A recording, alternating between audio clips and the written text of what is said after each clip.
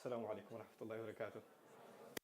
الحمد لله رب العالمين والصلاة والسلام على أشرف الأنبياء والمرسلين وعلى آله وصحبه ومن استنى بسنته إلى يوم الدين. اللهم اجعلنا منهم ومن الذين آمنوا وعملوا الصالحات وتواصوا بالحق وتواصوا بالصبر. آمين يا رب العالمين. So I'm interested to know who my childhood friends are because I moved here when I was a teenager. Just curious. But anyway,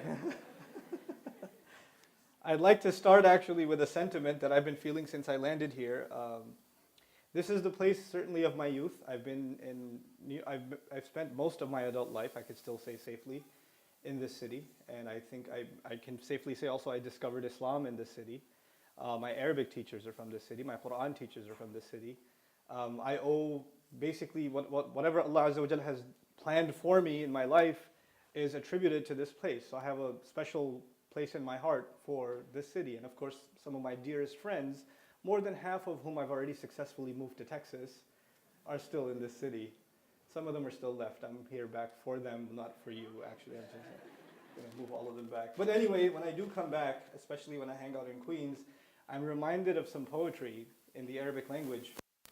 The poet says, يَا مَنْ يَعِزُّ عَلَيْنَا أَن نُفَارِقَهُمْ وَجْدَانُنَا كُلَّ شَيْءٍ بَعْدَكُمْ عَدَمُ. He tells his friend, you know, it's so hard for me, you're the one that it's so hard to part with. And everything I find after you is like finding nothing. Like I haven't really found anything once I left you. Not that I feel like that about New York. But there are certain things about this city that are just truly very hard to forget, and they have a really special place in my heart. So my du'as go to this community all the time. And as a matter of fact, just to iterate my emotional attachment to this place and the gratitude I feel to some of the elders and the old friends that I have here, as a matter of fact, as a matter of policy, I don't speak at fundraisers. I can't do it. One, it's a danger to my health. I'm allergic to boredom, so I can't do it. That's the first reason. The second reason is because if I say yes to one fundraiser, guess how many emails I get? About 1,000 a week for fundraising requests. And then if I say no to any one of them, they say, well, you like those guys, you hate us, huh? Well, we hate you back. So I start making enemies because I attended a fundraiser, so I can't do it. Unless one of the elders from New York calls me and says, hey, we're having a fundraiser. And I can't say no. So I got to come back in May and do a fundraiser. It's going to kill me, but I'm still coming back, inshallah ta'ala. But anyway, that's just the sort of relationship I have with the city. Now, coming to the topic of tonight, I actually chose a misleading topic on purpose. What's the topic that I gave you guys? Anyone even read the flyer? Huh? I know I technically I came here late, which is okay for you to forget why you were here, but I came here late because I work on a certain process. I thought this would be the same as a Pakistani wedding, which means I was 3 hours early. But what was the topic again? Tell me. A balanced approach to religion. Yeah, that is completely misleading. That is not what I'm going to be talking to you about today. Or at least that's what I wanted you to think, a balanced approach to religion. But there's some truth to this topic. What I want to start with is a central theme of the Quran. That's where I want to start. So our minds are headed in a particular direction. I have an agenda for all of you tonight. And the agenda I have for you, the theme of the Quran I want to highlight is that of balance. Allah Azza wa Jal makes a pretty big deal out of talking about balance in one way or another over and over and over again in the Quran. It begins with the Fatiha. The idea of balance starts with Al-Fatiha, and then it goes on to others. If your kids are really crazy, then take a walk, otherwise they're fine. If they scream louder than me, then they have to take a walk, otherwise they're fine. I have to put this on better? Okay. All right. So what was the theme in the Quran I was talking about? Balance. Now, the first example of balance I want to share with you is Al-Fatiha. Just some things about the Fatiha. At the end of the Fatiha, when we ask Allah for a straight path, Ihdina Sirat al-Mustaqim, we actually also ask Allah to protect us from two possible directions that can go off the path. So on the one hand, Sirat al-Ladhina an'amta alayhim, there's where we want to be, غَيْرِ الْمَغْضُوبِ alayhim on the one hand, and الضَّالِّينَ وَلَضَّالِّينَ on the other hand. There are two possible roads that we don't want to be on, and if you can find the road in between, that is as-Sirat al-Mustaqim, yes? So even if you don't look at a deeper analysis of those ayat of the Fatiha, you already appreciate something about balance. Now, a slightly deeper look. Al-Maghdub alayhim is actually a reference to those who do wrong even though they know it's wrong. It's the kind of people who know something they shouldn't be doing. They do it anyway. Something they know they're supposed to do and they don't do it anyway. The people who don't care about what they know. In other words, what they want to do, what they feel like doing, what the urge says they should do, overrides anything that they know of to be right or wrong. So a young man gets angry at his parents and decides to just explode on them, just yell at them at the top of his lungs. And even if at the time he's reminded, وَلَا تَقُلْ لَهُمَا أُفٍّ وَلَا تَنْهَرْهُمَا, as the, mashallah, the young Qari recited, don't you say even uff to them, which means don't you even look frustrated towards them. Don't even have that look. At the time he's reminded, he goes, I know, but this is a special time. You don't know what they said to me. You don't know what my dad just did. And he justifies it. This is the kind of thing al-maghdub alayhim do. They know something is wrong, but when the time comes to live by it, they say, I know, but not right now. Well, actually, that was given to you for this occasion, not for another occasion when it doesn't apply. You understand? That's al-maghdub alayhim. On the other side is ad-dallin. Ad-dallin are people who do the wrong thing, sure. But it's not because they knew it and did it anyway. Actually, most of the time, ad-dallin, the ones that are lost, do the wrong thing because they don't know any better. They just don't know any better. So is it possible that somebody makes a mistake or does something wrong because they just didn't know it was wrong? Sure. Somebody can actually even practice an entire religion or live an entire lifestyle, never realizing that this is the wrong way to live. Somebody can believe even within the Muslim community, somebody can believe something about this religion, about Islam, and live by it for a long time only to realize much later on in life that it has nothing to do with the religion. They were being manipulated. They were lost. And if you would think that, the one who's lost, it's not their fault. But actually, because in the Fatiha we ask Allah not to be from them, we don't want to be from the people that are lost, it is as though we're asking Allah, what did I do again? What did I do? Oh, just the water? Okay. Sorry. I thought you were mad at me about the last thing I did to you. Okay. So, they figure, because we don't know any better, we're not responsible. But because we ask Allah to not be of those people, it is as though we're asking Allah, Ya Allah, make sure that we are of the people who do in fact know. Because people who know can't get lost. Just like when you know directions, you can't get lost. Just like when you know where to go, it's impossible for you to get lost. So by asking Allah not to be from those who are lost, it's like we're asking Allah to be of the educated ummah. It is like that. So now to summarize this brief idea of balance, on the one hand you have people who know and do the wrong thing. On the other hand you have people who don't know and therefore do the wrong thing, right? I'll summarize it one more time. There are people who have knowledge but no good action. Knowledge, but what did I say? I need you to repeat so you stay awake. It's hot in here. Knowledge, but no good action. On the other hand, you have people of no knowledge and therefore no good action. You see that? Or they're acting out of good. They think it's a good thing they're doing. They're acting without knowledge. The balanced path is in between these two, isn't it? What is that balanced path? You have to have knowledge, and then you have to act according to that knowledge. Like you learn something in order to transform yourself. The knowledge of Islam is something that's supposed to transform you. If it's not making a change in you personally, then you're not really learning Islam. I'm not really learning Islam. Every ayah that we learn, every hadith that we learn, every little bit of Islam that we learn is supposed to cause some kind of change. It's meant to cause a kind of change. It's supposed to put us to motion in some way or another. Okay? So that's the first example of balance I wanted to share with you. The second is actually one of the most difficult areas of discussing this topic. In my opinion, it's very abstract, but I hope I can do a good job of explaining it to you, inshallah ta'ala. And that is when Allah actually in Surah Al-Rahman talked about the sky. He said, وَالسَّمَاءَ رَفَعَهَا وَوَضَعَ الْمِيزَانَ. The sky, in fact, He elevated it. And He put a scale in it. Now, before I go further, you need to appreciate something about that ayah itself. You see, in Arabic, you can say, رَفَعَ السَّمَاءَ وَوَضَعَ الْمِيزَانَ. He elevated, He raised the sky, and He put a balance in it. But He said, وَالسَّمَاءَ رَفَعَهَا وَوَضَعَ الْمِيزَانَ. This is unusual language, which is almost impossible to communicate in translation. The grammatical concept involved here is called al-mashghulu anhu. And I know most of you don't know what that means. That's why I'm here. I'm here to make that simple, inshallah. Basically, the idea is when you do something that is extraordinary. Like you know, a child who's really lousy at homework. One time he does this homework and it's so neat. It's like the accomplishment of his or her life. If you have children, you know sometimes when they do math homework, they like to write their numbers on top of each other.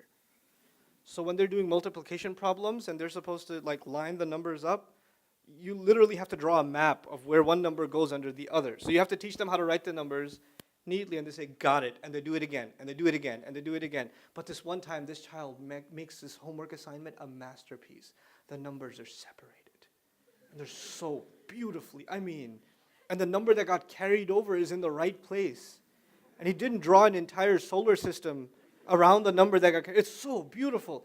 And he says, this homework, I did it. He doesn't just say, I did this homework. He kind of mentions his homework first. It's right here. And then he says, I did it. The word it goes back to the homework, doesn't it? It's like he talked about the homework, or she talked about the homework twice. Right? About the same thing twice. This is done when you want someone's attention of what you've done, on what you've done. You don't normally talk like that. Oh, that flyer? I made that. Oh, that event? RMSA put that together. You see, you said that event, and then put it together. You mentioned it twice. That is when not only are you proud of what you've done, you want somebody's real attention on this accomplishment. You mentioned it twice. You get it? Now Allah normally doesn't do this in the Quran. Normally you don't find al-mashghulu anhu. Allah created the mountains. He didn't say the mountains, I made them. He doesn't do that. He doesn't say the rivers, I made them flow. He doesn't do that. But particularly for the sky, on more than one occasion, he said, وَالسَّمَاءَ رَفَعَهَا وَالسَّمَاءَ بَنَيْنَاهَا بِأَيْدٍ. On multiple occasions, this rare concept of Arabic is used to illustrate the power, the majesty, and the focus Allah wants to have us develop onto the sky. He really wants us to focus on the sky. So I moved from New York to Texas, and the Chinese, when they used to work on the railroad in Texas, they used to say the sky is bigger in Texas. The reason they said that is they don't have any buildings out there. Right? You can see 10, 15 miles out. 10, 15 miles out for you is another country called the Bronx. That's, for you it's a different country. But in Texas, 10, 15 miles, right there. I'll see it right there. In 15 minutes you can get from your house to the next block in New York City in a car. In 15 minutes you could be pretty much in Mexico or something. It's open, it's wide open. But one of the things I don't miss about New York? I never looked at the sky. I just never looked at the sky. You're waiting on a bus, everybody's head's hanging low. You get into the subway, everybody's trying to avoid eye contact. You get into the city, you wouldn't want to look up because you bump into something, so you just everybody's just looking down here. Nobody has time to look at the sky.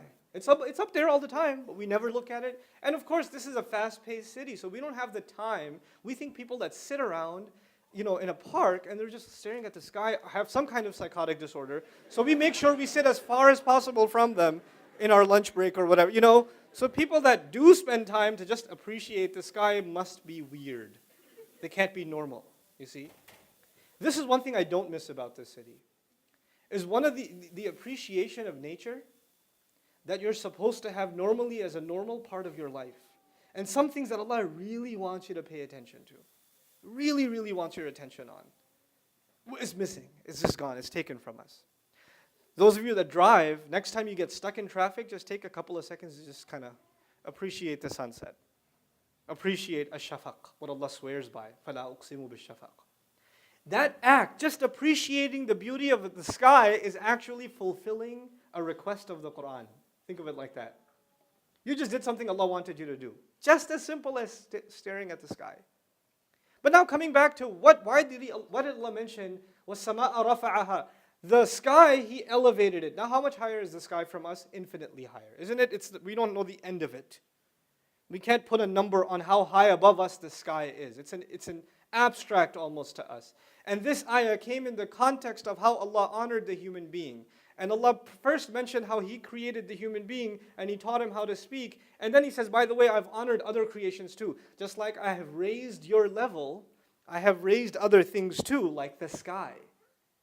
So when you think about how much Allah has honored you, one of the things that will make you appreciate how much Allah has honored you, how high He made your status, think of the fact that He mentioned the height of the sky after you, not before you.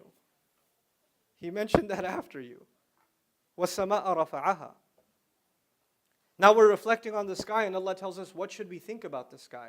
Please pay attention to this part because this is the part I'm worried about not being able to communicate clearly. He says, وَوَضَعَ الْمِيزَانِ. He placed down the scale.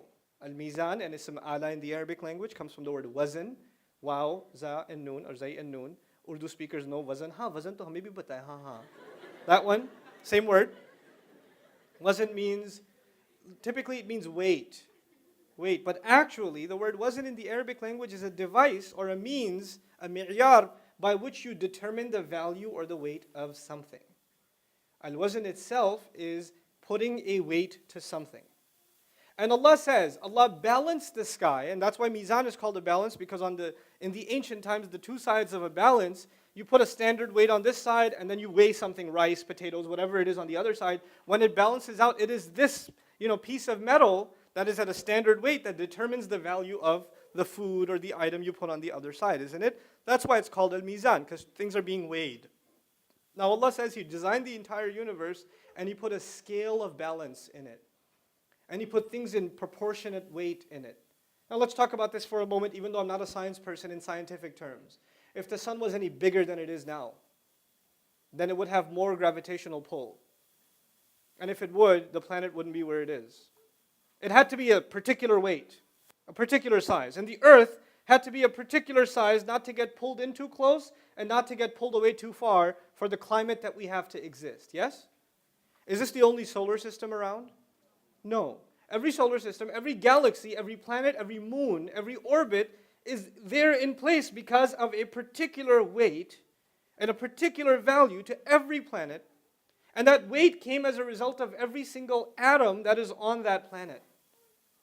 That's where we got the weight of this planet of ours from. And Allah says He did that. He put that in place.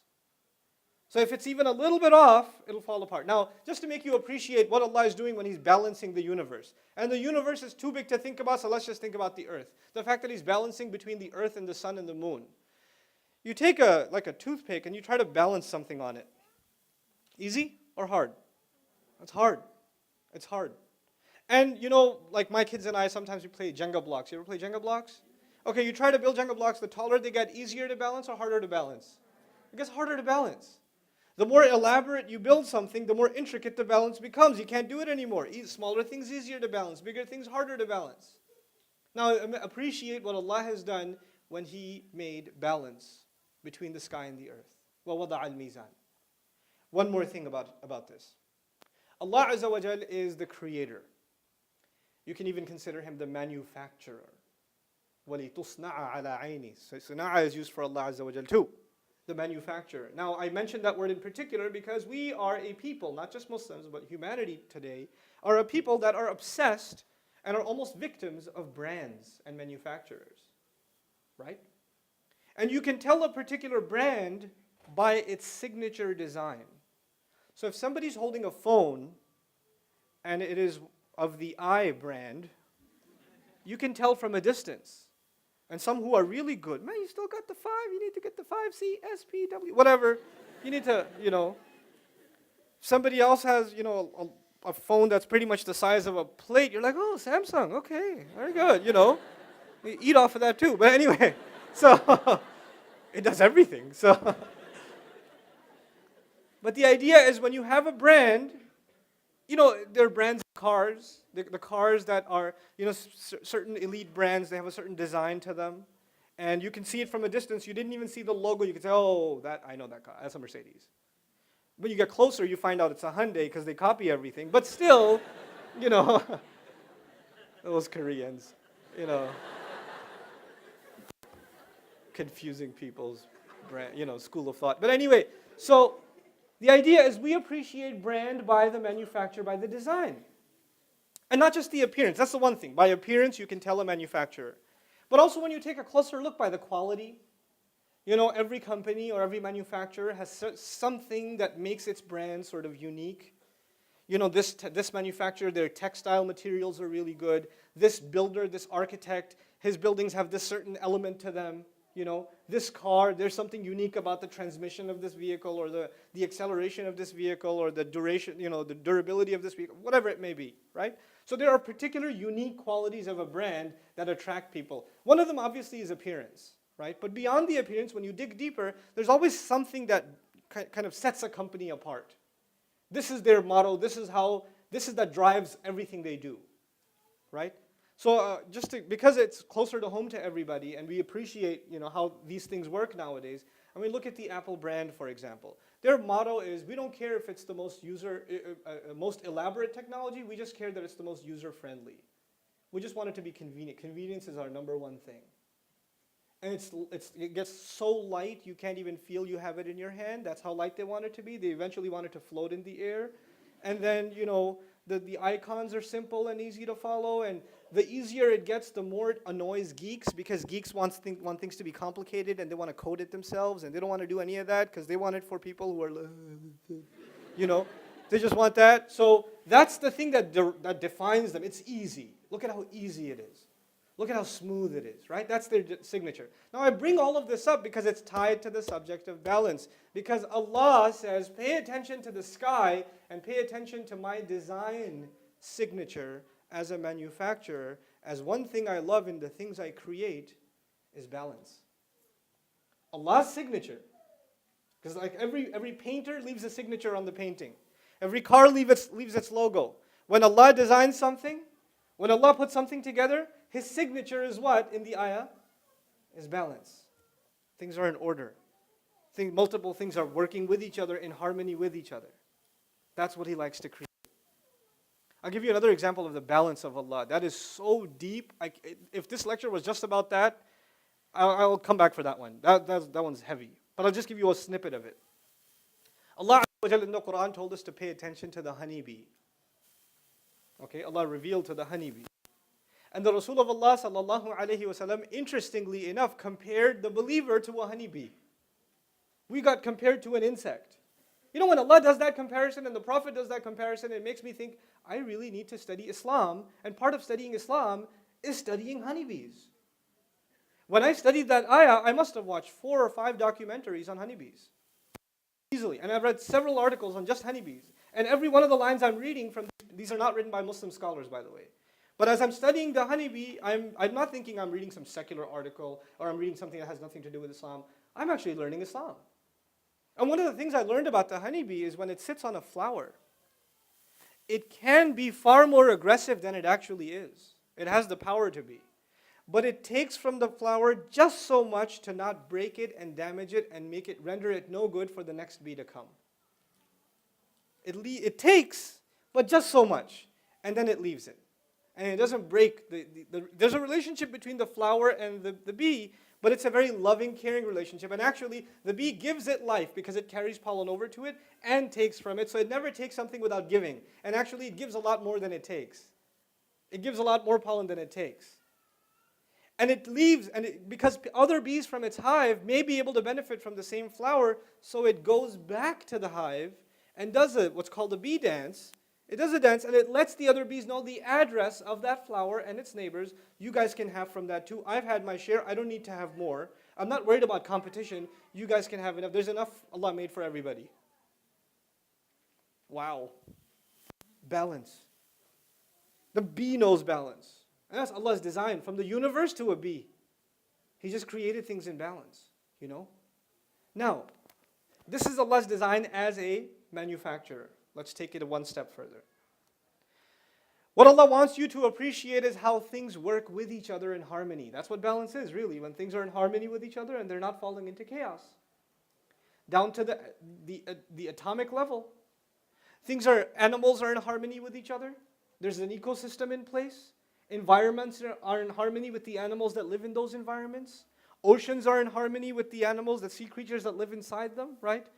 Now this ayah, وَالسَّمَاءَ رَفَعَهَا وَوَضَعَ الْمِيزَانِ. Pay attention to the sky. Look at how He created the sky and put down a balance in the sky. The next ayah is the complication. أَلَّا تَطْغَوْا فِي الْمِيزَانِ. I did all of that so that, an here, an sababiyya it's called, so I made the universe, the sky, balanced for the following reason. Here's the reason. أَلَّا تَطْغَوْا أي أنتم. So you people do not violate in the matter of the scale. When it comes to balance, that you don't mess up the balance. Allah is saying He made the sky balanced to teach you and to teach me the lesson of not losing our sense of balance. Now let me tell you how that works. There's a guy that runs a grocery store, probably in Flushing. And he sells all kinds of important goods like chaat masala and bananas or whatever. You know, and just to make things interesting, Indian movies, whatever. So he sells this stuff. Now when the customer comes and he puts bananas on the scale, and his scale is supposed to weigh, is this 1 pound, 1.5 pounds, 2 pounds, or whatever. But he's kind of messed with the scale a little bit. So even if the customer puts like 3/4 of a pound, it still shows 1 pound. Right? It still shows 1 pound, which means he can make, I don't know, 50 cents extra, $1 extra every time. He could pay, and if the state inspector is coming, then he can kind of fix it again, and it's within the margin of error. You know, he could do that. If your work came from Flushing, I am sorry. I did not mean that personally. Okay. So, by the way, Casino Boulevard in the house. But anyway, so the idea in this ayah is that when that same grocery store owner, when he sees the state inspector, the FDA guy or whoever coming in to check the scales, he fixes it, yes? But the idea of this ayah is so long as that grocery store owner has access to be able to see the sky, just the sky, that should be enough for him to set his act together. He looks up, sky is still in order. Oh my God, I better get my act together. The sky is a constant reminder to live a balanced life. The Quran changes the way the Muslim thinks. We're not a people of text only. Our text makes us profound thinkers about reality around us. We're supposed to see things in the reality around us that nobody else sees. Nobody else looks at the sky except say things like, oh, those are pretty clouds. That looks like a teddy bear. But we see, I haven't called my mom in 3 days. I've been way too angry. I need to tone it down.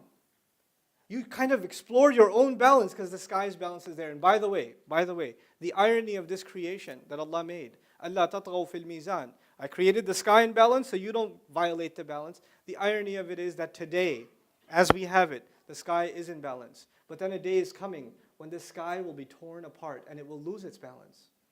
It's going to be torn open. And when that day comes, then another scale will be established. Your scale and my scale. The mizan will be established. وَنَضَعُ الْمِيزَانَ الْقِسْطِ لِيَوْمِ الْقِيَامَةِ. We're going to establish the scale that is absolute justice on Judgment Day. In other words, right now, so long as that balance is there, you still got a chance to fix yourself. And the moment that goes away, your turn. How balanced were you? And then all of our debit and credit will be accounted for. The entire audit will take place. That is the reminder of the sky. That's what the sky is supposed to be. A balanced approach to religion. This is the first thing I wanted to share with you in this talk.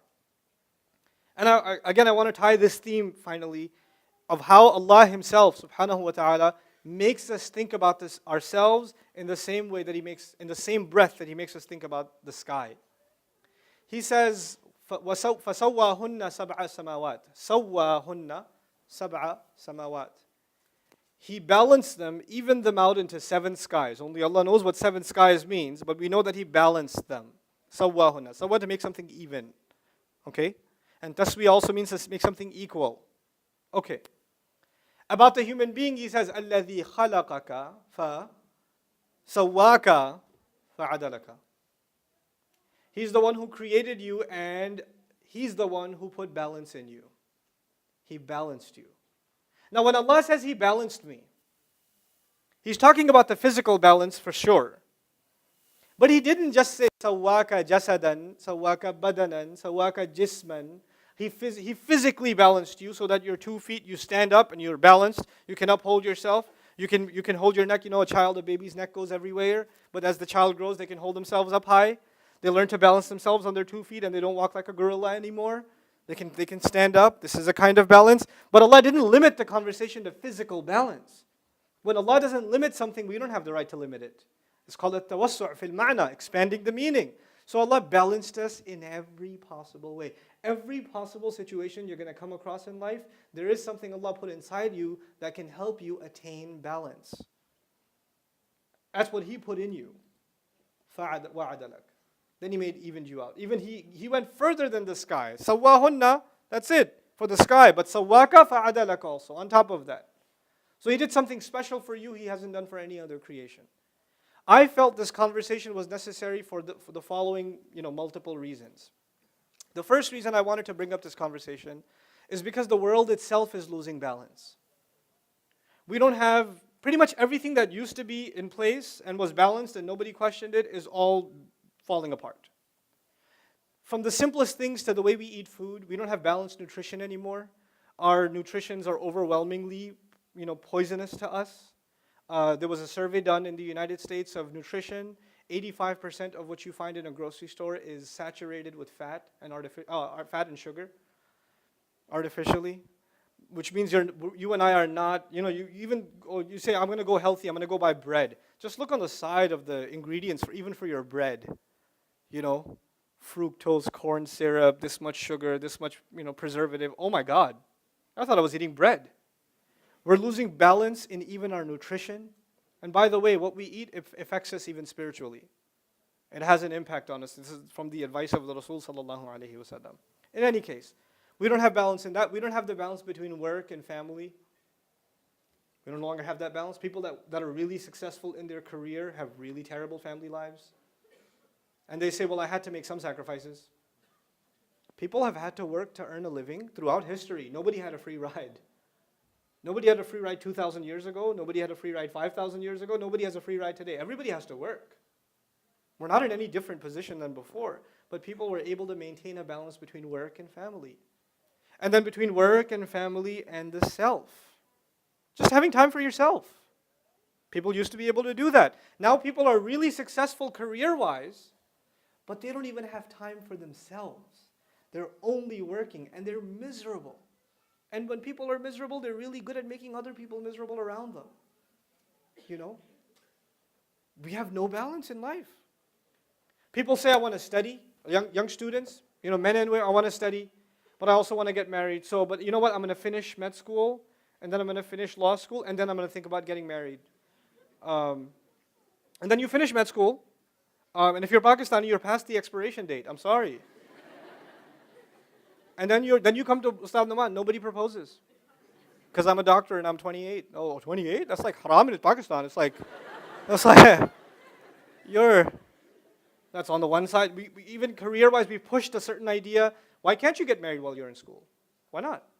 Especially if you've taken the long road to school, this needs part of your plan. You need to balance between your career goals, your educational goals, your family goals. It's not one, you don't stop one part of your life and then do another, then stop that one part of your life and do another. We have this approach towards religion. Somebody says, I want to study deen, which means I must drop everything and study deen. Okay, I just want to study deen. What else are you going to do? Nothing, just study deen.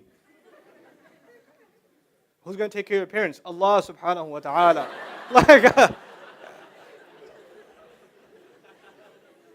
We've created such an imbalance in our minds, all or nothing, overdose of everything. When you go into something, you really go into it. When you abandon something, you totally abandon it. Right? We're not able to juggle multiple things at the same time, or at least not in a successful way. And this is actually a loss of balance in our personal lives.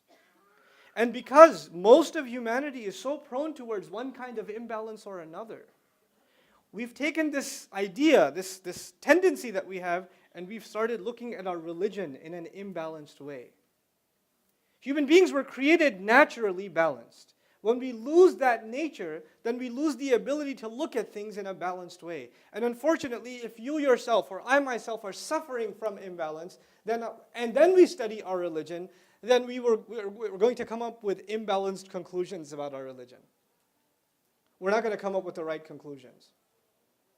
You have people, for example, in cultures where women are treated like garbage. They're treated, on Muslim cultures, I have to say it like it is, they are treated like garbage. And when these women get even a little bit of an education, and they find even a little bit of independence, they want nothing to do with this religion. You know why? Because them being treated like garbage was constantly justified through the lens of the religion. Ayat were quoted at them. Ahadith were quoted at them. And they were told, this is why you're nothing. This is why you can't get an education. This is why you just have to serve. Your position is this. There are Indo-Pak women that have lived in their kitchen for 50 years. You know how psychologically traumatic that is for a person? Why do you think they're horrible mother-in-laws? It's not their fault. Honestly, I know, you're like, no, my mother-in-law is her fault. It's her fault. And the mother-in-law sitting here is like, I knew it was my fault. Just record that part and give it to me. She loops it when the daughter-in-law comes over. It's not her fault. It's not her fault. It's not her fault. But you know what? Religion was quoted to them. I have students that want to come to me. They come to me and they study Deen. They study Arabic with me, and they study Islamic studies with Sheikh Abdul Nasir. They come to Texas from all over the United States. And when I teach them and they learn something, then they come to me, Ustad.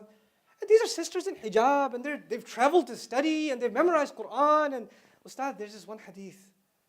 It hurt me so much. I'm sorry to say it. I don't know another way to say it. It just hurt me so much. I was like, tell me, what hadith is it? And she tells me the hadith, and I'm sitting there like, who did you hear this from? Because it's not the hadith that's imbalanced. It's not the ayah that's imbalanced. It's the guy representing it. The guy teaching it. The person who doesn't have balance themselves is going to paint the entire religion in a corrupt way, meeting their own, or in light of their own personal psychological problems. And what that's done for an entire generation of Muslims is it scared them away from Islam. A balanced approach to religion, if you don't have it, you're going to see an exodus from the religion. You're going to see people running from the religion. You have, the hadith of, Umaymah radiallahu ta'ala anha. She comes and complains to the Prophet ﷺ. And actually, this is a famous hadith. I'll tell you one part of it. And I sat with actually, he's the gem over here. You have him, Sheikh Abdullah Adhami, about this hadith. And he explained this to me. And I was in tears, like, you have to come to our campus and explain this to our students. And he said, he can't travel. So you're lucky, he can't even travel. He's here. You're just lucky. So anyway, I'm talking about this hadith, and this hadith is used to quote or to tell people that women should pray in the innermost part of their home. The most private part of your home, that's where you're supposed to pray. Okay? And this is hadith used to justify that women shouldn't come to the masjid. They should pray in the innermost part of their home. You study the entire hadith, first of all, there are other hadith also. Other hadith where women complain to the Prophet ﷺ, we come for Salatul Fajr. Where do they come? Al-Masjid al-Nabawi. We come to Salatul Fajr. But on our path, on our way, there is sewage. So it gets on our clothes. Can we stay home and pray? He said, no, the rest of the dirt on the way will wipe it off because you should still come. And that's Fajr for women that have to go through sewage to come to pray at the masjid. We don't quote that one. By the way, Umaymah's story, this woman who the Prophet told you should pray in the innermost part of your home, when she asked to pray at the masjid, when you learn the whole story, you learn lots of fun things. She was in a troubled marriage. Her husband was super jealous of her, like protective of her. He used to poke her while she prayed. Yep. And the Prophet called, because she came to the Prophet in another narration, she came to him and said, he pokes me while I pray. And so he asked her, why do you do that? He goes, she stole my surahs. In other words, he led her in prayer. She heard his Quran. She memorized it. She started praying on her own. He's like, she's praying all by herself. I'm not leading her in prayer. And actually, he felt left out that she was praying on her own. So he used to poke her in salat. And then when he comes to the masjid to pray, he gets really angry because he's so obsessed with his wife. He can't spend 10 minutes without her. So the fact that she's in the masjid, it just drives him crazy. He just wants her with him all the time. So the Prophet ﷺ told her, look, you need to save your marriage first, basically. Your marriage is in shambles at this point. You need to spend more time at home. And currently, the better thing for you is not to come to the masjid. And by the way, in order that he doesn't poke you, find the innermost part of your home to pray, so that at least you can pray in peace because he's driving you nuts. Now, if you don't know the background and you say women should pray in the innermost part of their home, and somebody who's got like a psychological disorder against women, and he gets married and he's yelling at his wife because she didn't pray in the closet, and he pulls out the hadith,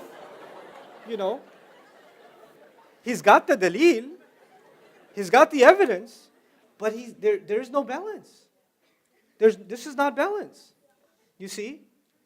It's funny, but it's also really, really sad. People's lives are ruined in the name of deen. In the name of deen. This deen that came to remove sadness. This deen that came to provide human beings the opportunity to live a balanced life in everything that they do. We have so fragmented the idea of balance in our lives. I was on an interview with a student group in Pakistan. It was like a radio thing, like online radio thing. And so there were live QA, and the student asked me in the QA session, he asked me, well, how am I supposed to practice my religion during exam season? I don't have time to practice Islam during exam season. I have to focus on my studies. And for a moment, I was so stunned by the question, I didn't know what to say. I was just completely baffled. I did not know what to say. And here's why I didn't know what to say. In this poor guy's mind, if you are doing something for religion, you have to stop everything else you're doing. You see? Serving religion to him means somehow you can't be studying for your exams. I was like, the fact that you're studying for your exams, and you're not cheating like every fourth guy in your classroom, and you're not paying off the teacher to give you a higher grade, and the fact that you're doing due diligence to the money your parents worked hard to pay for your schooling for, you are observing your religion. And how long does it take you to take some time out and make salat? I don't have time. You take cigarette breaks. I know, you're in Karachi, I know. You don't have time for some salat? What do you mean I don't have time to practice my religion? What do you think the religion is asking you? Because you know what, people, when they think of religion, they just think of prayer, going to the masjid, fasting, memorizing, acts of worship, certain things. That's religion. Everything else is just life. They're just separated things. That's an imbalanced view. That itself is an imbalanced view, So we have to, this is a serious, serious matter in my view. Developing a balanced way of thinking. I know it's really serious. Developing a really balanced view towards this. Now, in the ayah I told you, we look at the sky and we find balance, yes? We're reminded of balance. Allah says, وَأَقِيمُوا الْوَزْنَ بِالْقِسْطِ وَلَا تُخْسِرُوا الْمِيزَانَ. Another ayah in the same passage, by the way, now that you've observed the sky, and now that you've learned I made the sky so you find balance, then he says, whenever you establish wazn, al-wazn means when you weigh something, make sure you're not unfair. Al-qist actually doesn't mean fairness, it's lughatul adad. Al-qist in Arabic means to make sure that you're not biased, that you're not unfair. That's what al-qist means. Allah says, when you're going to weigh between things, make sure you don't become unfair. We have to stop here and figure out what that means for us personally. Not every one of us is a grocery store owner, so we don't have a weighing machine at home. So we say, well, this ayah is about, weigh with balance. No, but al-wazn also has majaz in it. It's figurative language also. What that means then is, in your life, there are lots of relationships. You have siblings, younger siblings. You have parents. A lot of you are college students, so many of you aren't married yet. So you have your parents. You have your studies. You have friends. You have community. You have the MSA. The definition of which changes year by year or semester by semester. You have lots of relationships in life. And Allah says you have to establish a balance. And yourself, by the way, yourself also, your own religious growth also, your own spiritual growth also, your own physical well-being as well. You have to balance all of this stuff. When Salman al-Farisi radiallahu ta'ala anhu goes to Abu Darda's house, and he sees, this is before the ayat of hijab. They used to go to, so she came out, And she was complete, she looked like she went through a tornado or something. Mutabaddila is used for her, which is a really like, heck, she looked like a wreck. That's how I'll translate it. She looked like a wreck. And he looked at her and he said, what is wrong with you? And she said, your brother, meaning Abu Darda, has no interest in this world. He's always doing ibadah, he's always worshipping, praying, da'wah, etc., etc. He has no time for me, so why should I make myself look nice and, why should I have a romantic life? He's just lost in the world. And actually, when a woman doesn't take care of herself like that, actually it means that she's suffering. She's suffering, she's sad. And the fact that she immediately, when he said, what's wrong with you? Instead of making excuses, she was blunt about it and said, it actually has to do with my husband. He doesn't care. He doesn't even look at me. And I've turned myself into this and he still doesn't look at me. And doesn't even, you came and said, what's wrong with you? He never said that. Right? So then he comes to his house and he says, Abu Darda is a good host. He says, eat. He said, I'm not going to eat until you eat. He said, I'm fasting. He goes, break your fast and eat with me. This is before the ayat of Ramadan. Salman al-Farsi made him break the fast and they ate together. Then Salman al-Farsi is about to go to sleep. He says, why don't you sleep? You know I'm going to pray. Sleep, bro. He made him sleep. And then he got up for qiyam and then he woke him up and then they prayed. And then he turned to him and he gave him some brotherly advice. This is Salman al-Farsi talking to his brother, his friend. And he says, إِنَّ لِرَبِّكَ عَلَيْكَ حَقًّا. Your Lord, your master, in fact, he does have rights over you, or right over you. وَإِنَّ لِنَفْسِكَ عَلَيْكَ حَقًّا. You have to take care of yourself too. Your own personal self has rights over you. Allah is not asking you to sacrifice yourself and your daily life for Him. He's not asking that. And then وَلِأَهْلِكَ عَلَيْكَ حَقًّا. And your family, your wife has rights over you, man. You got to take care of your wife. فَأَعْطِ كُلَّ ذِي حَقٍّ حَقَّهُ. Then give everyone who has a right their right. Give everybody their right. Now this is Salman al-Farsi. He's not a prophet. He's a sahabi. A very wise one at that. And he's giving another sahabi some advice. Look, you're going a bit overboard with the whole prayer thing. You haven't lied down in bed next to your wife for I don't know how long. And look at her. She's depressed. Like, you hate her or something. You need to give your wife some time. What's wrong with you? Why are you fasting all the time? Stop fasting. Eat something. By the way, if he stops fasting, at least he's going to have lunch at home. And when you have lunch, you're going to sit with your wife and eat. And eating with your spouse also is an act of love. When the husband and wife don't eat at the same time, it breaks the home apart. You know that? Eating together itself is an act of love. It keeps the household together. How often is it you eat together? How often? And you tell the wife, hey, come eat. No, I already ate. No, I'll eat later. Or the wife is eating and she says to the husband, no, hold on. The Kobe report's on. Hold on, I'll eat. Which is also imbalanced because you shouldn't eat that late. We don't eat together. The advice is really profound. So Abu Darda, because he wants to take this advice, but he needs to know if this is legit. He goes to Rasulullah ﷺ and he says, Sadaqa Sulaiman. Sulaiman's right. Salman's right. Salman al-Farsi is right. You should do that. The Prophet ﷺ validated all of the things in the order that Salman radiallahu said. Why? Because we got to balance this stuff. We don't go into one thing and forget about everything else.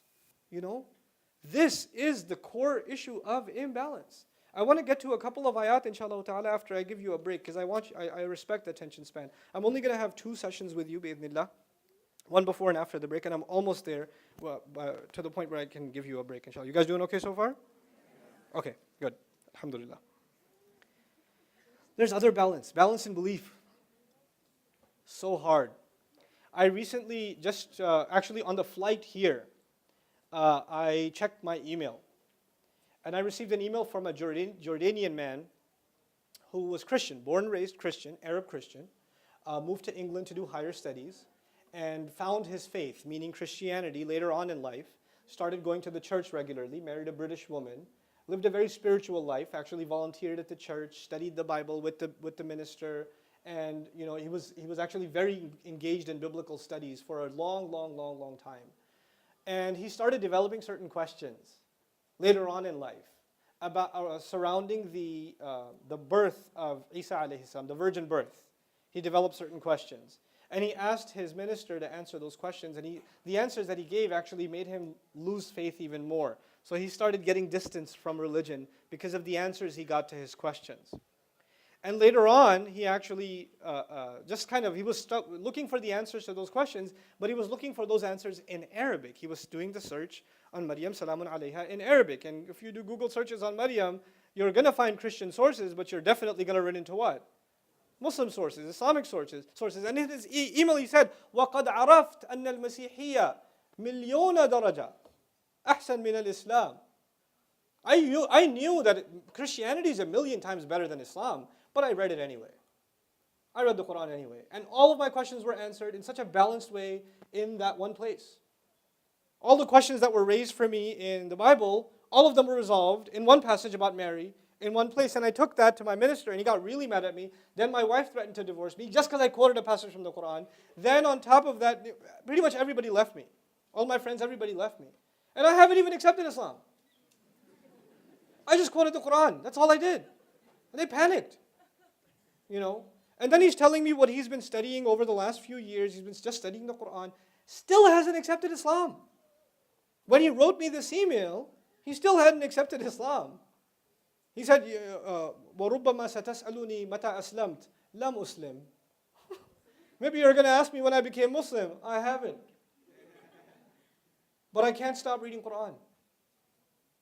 That's what he told me. It's like something's in me that something's in me that's keeping me. Maybe it's fear, maybe it's something else. But I do find one thing, and he told me, what I find in the Quran is balance. That's what he told me. What attracted him is balance. Things are in order. Not one thing overboard. You don't take one prophet and make him into divine. It's imbalanced. It's too far. You took it too far, And so we're going to talk, inshallah, after the break, we're going to talk about how within the religious discussion, within religion, how can you lose balance? And you might not even realize it, but you and I may have an imbalanced approach to the study of our deen. And how do we make sure that we have a balanced approach to our deen that we can pass on to a generation that comes after us? Because wallahi, wallahi, wallahi, if we fail to do that, then our next generation will not have something that they will want to keep. If we don't give them a balanced religion, they're not going to want to keep it. Our deen is beautiful. It has to be presented in the most beautiful way. It really, really does. So enjoy your first break. I'm going to give you exactly 10 minutes. Alhamdulillahi Rabbil Alameen wa salatu wa salamu ala ashrafil anbiya'i wal mursaleen wa ala alihi wa sahbihi ajma'een. Thumma amma ba'd. I'd like to start with this session, inshallah, with an Arabic word and some vocabulary for you. And I think this will structure our conversation in a good direction. The word in the Arabic language is al-ghulu. The root letters are ghain, lam, and waw. Ghulu. For the three of you that are taking notes. Okay, al-ghala, they say in Arabic, naqid al-rakhs. The word ghala literally means expensive, to be high valued. Something that is unusually pricey, or inflated in value, has ghulu in it, or ghala in it. That's why it's the opposite of ar-rakhs, which means cheapness. Ghalla is also used in Arabic when you overfeed someone, or you overestimate the value of something and you overconsume it and it poisons you. So sama, ghalla comes in the meaning of poisoning also. And the idea here is, just because something's expensive, and you say, well, you got an opportunity to consume it, you consume too much of it and it can actually kill you, it can hurt you, right? Then the word ghala also means majawazatul qadr, or majawazatul had fi kulli shay. Going overboard in any matter is called ghulu. In other words, because it came from the idea of expensive, when you value something above other things and therefore you give it more of your time, more of your attention, spend more of your money on it, etc., then you are engaged in the idea of, or the crime of ghulu, really. Al-ghulu also leads to, the Lisan al-Arab argues, al-i'da, it leads to animosity against others. In other words, when you value something really, really high, you end up violating somebody else's rights and therefore end up making enemies. That's one way to think about it. Another way to think about it is when you value something really high and you're all about it, that's all you do all the time, then eventually you burn out and you hate the very thing you loved. The idea is when you're really into something, like I'll give you a contemporary example of ghulu, is some song comes out and people are downloading it and they love it and they're listening to it like 100 times, they've looped it and they're listening to it over and over and over again, and a week goes by and if they hear it, they have a severe allergic reaction, like I hate that, turn that off. I'm tired of it, you see? So that's actually ghulu. You took too much of it until it almost became poisonous to you, and now you hate it. You can't stand it anymore, okay? So that's what happens even when you take something that you love and you go too far in it, then you lose that love for it. You have to take it in moderation. That's the idea behind ghulu. And then finally, al-maghali. This is an interesting term because the Arabs like to think of, abstract ideas of like going overboard or being extreme. They like to think of it in the sense of imagery. So they say, al-maghali bis-sahm, al-mughali bis-sahm, al-rafi' bis-sahm, yuridu bihi aqsa al-ghaya. So there's a guy with a bow and arrow, and he's stretched his arrow as far back as it can possibly go, and he's held it up high at an angle, the aim of which is to go further than any other arrow shooter has ever gone. His purpose isn't to hit a target, his purpose is to go farther than anyone has ever gone. He wants to break the record, basically, of distance, right? So to go really far or to aim to go further than anyone else in something, that is ghulu.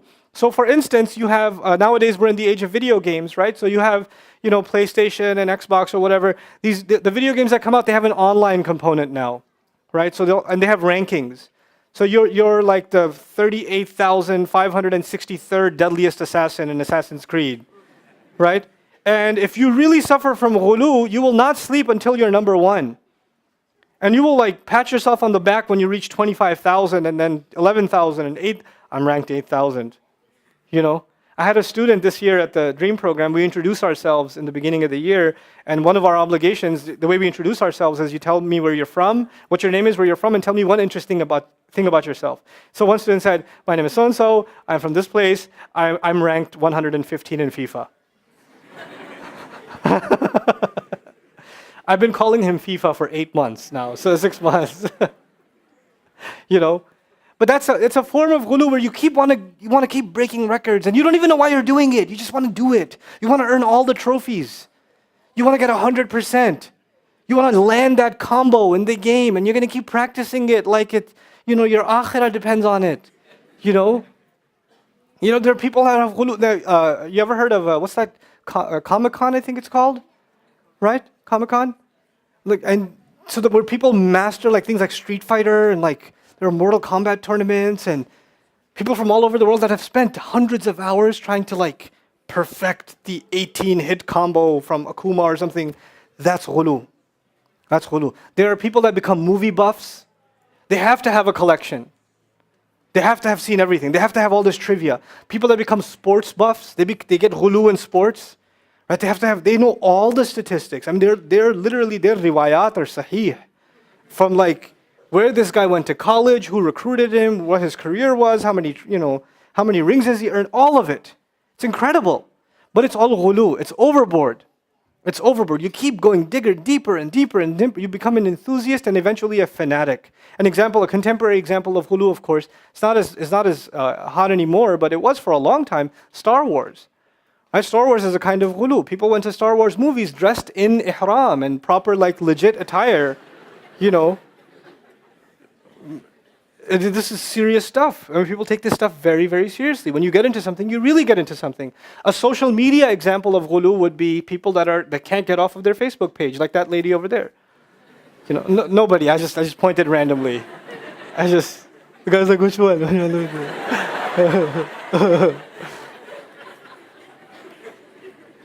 I've done that pretty much every speech I've given. That never gets old. But at least she got off of Facebook. Anyway. So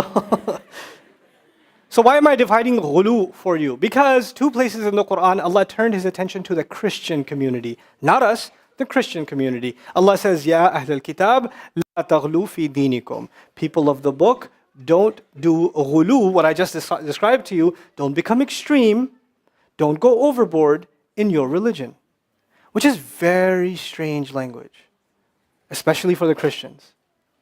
I've spoken to multiple denominations of Christians in my limited career, and have gained lots of insights from the study of the Bible recently. More recently, I've been studying the Bible in order to understand the Quran better, not to verify the Quran, but to appreciate the beauty and the perfection of the Quran by studying the Bible. I can't begin to tell you how profoundly it has changed my appreciation of the Quran. It really, really has. And even the study of Christian history has changed my appreciation of the Quran. It's a new dimension altogether. give you a little taste just before, because I mentioned that tangent. I have to give you a little taste. Just a little something. Okay. So you guys have heard of the people of the cave? Did you know there are churches to this day around around the ancient city of Ephesus? Churches to this day in parts of Jordan, in Turkey, in Greece even, that have, how churches have stained windows? They have stained windows with paintings of 7 people caved up, bound inside a cave, and a dog with them. Yep. And they have a day of the feast. They celebrate the saints that died inside for their faith. They were true Christians. And they sing a chant that a Greek minister wrote. And when they sing it, they believe that the saints' souls come back into the church and they pray for them. And there's actually a place where they believe in the ancient city of Ephesus. It's pretty funny. In Turkey, there's a big sign that says, 7 sleepers this way. It's silly. But anyway, so they go there, and a lot of Christians actually from those denominations, they go and they pray there like for a few days. They stay there because they want those saints to bless them, right? So they literally became awliya to them. The Ashabul Kahf literally became awliya to them. And if you read Surah Al-Kahf, you will find that they were the ones that said, Allah has no awliya. Right? So because they became awliya, Allah came to their defense. And this is not in the Bible. This is poetry written afterwards, right? This is not in the Bible. But they had been taken as awliya, and Allah Azza wa Jal came to redeem their integrity as people of Tawheed. And their legacy, unfortunately, had become the exact opposite of what they came to preach. So Allah set the record straight. Subhanallah. And but you won't appreciate how clear the truth is until you study the legend of the 7 sleepers from different civilizations.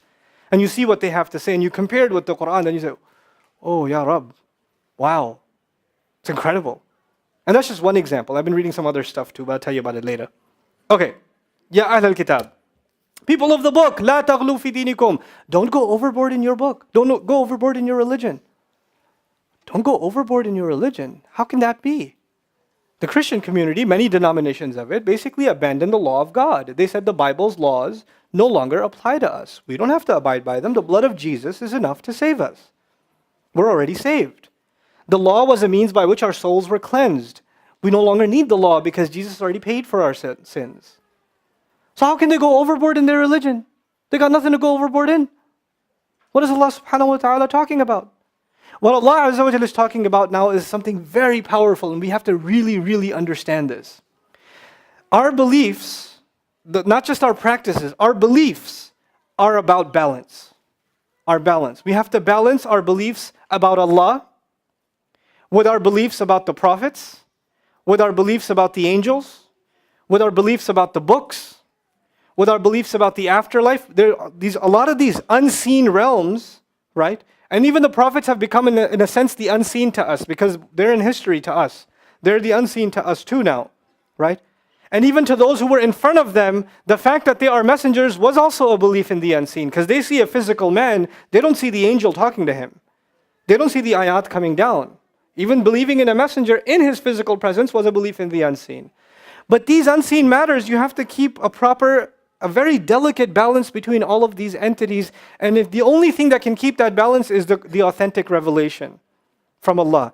When you lose touch with that revelation, you start coming up with your own ideas about Allah and what He means. Your own ideas about the Prophet and what he means. Your own ideas about revelation and what it might mean. And you decide to highlight some things, emphasize some things, and de-emphasize other things entirely on your own terms. And if you have the right to do so, then the next person following this religion has the right to do so. So you end up with an innumerable amount of variations in beliefs. And you're all calling yourselves Muslims, or you're all calling yourselves Christians. We're living in those times. So you have, for example, I listen to a lot of different kinds of podcasts. One of the podcasts I listen to is Speaking of Faith. Yes, I listen to NPR. Yeah, it's sad, but I do. So this show, Speaking of Faith, they interviewed 3 or 4 American Muslims, right? Islamic faith in America. That's what the show was called. It's an interesting podcast. And all 4 of these people, 3 women and 1 guy, originally the guy's from Afghanistan. I think that one of the women's originally Irani, her ancestry is Irani. Another one's Indian. Another one's Arab, I think. And they're all talking about, here's what Islam means to me. Islam actually doesn't mean to me that you have to believe in a God. You just have to believe in a higher power.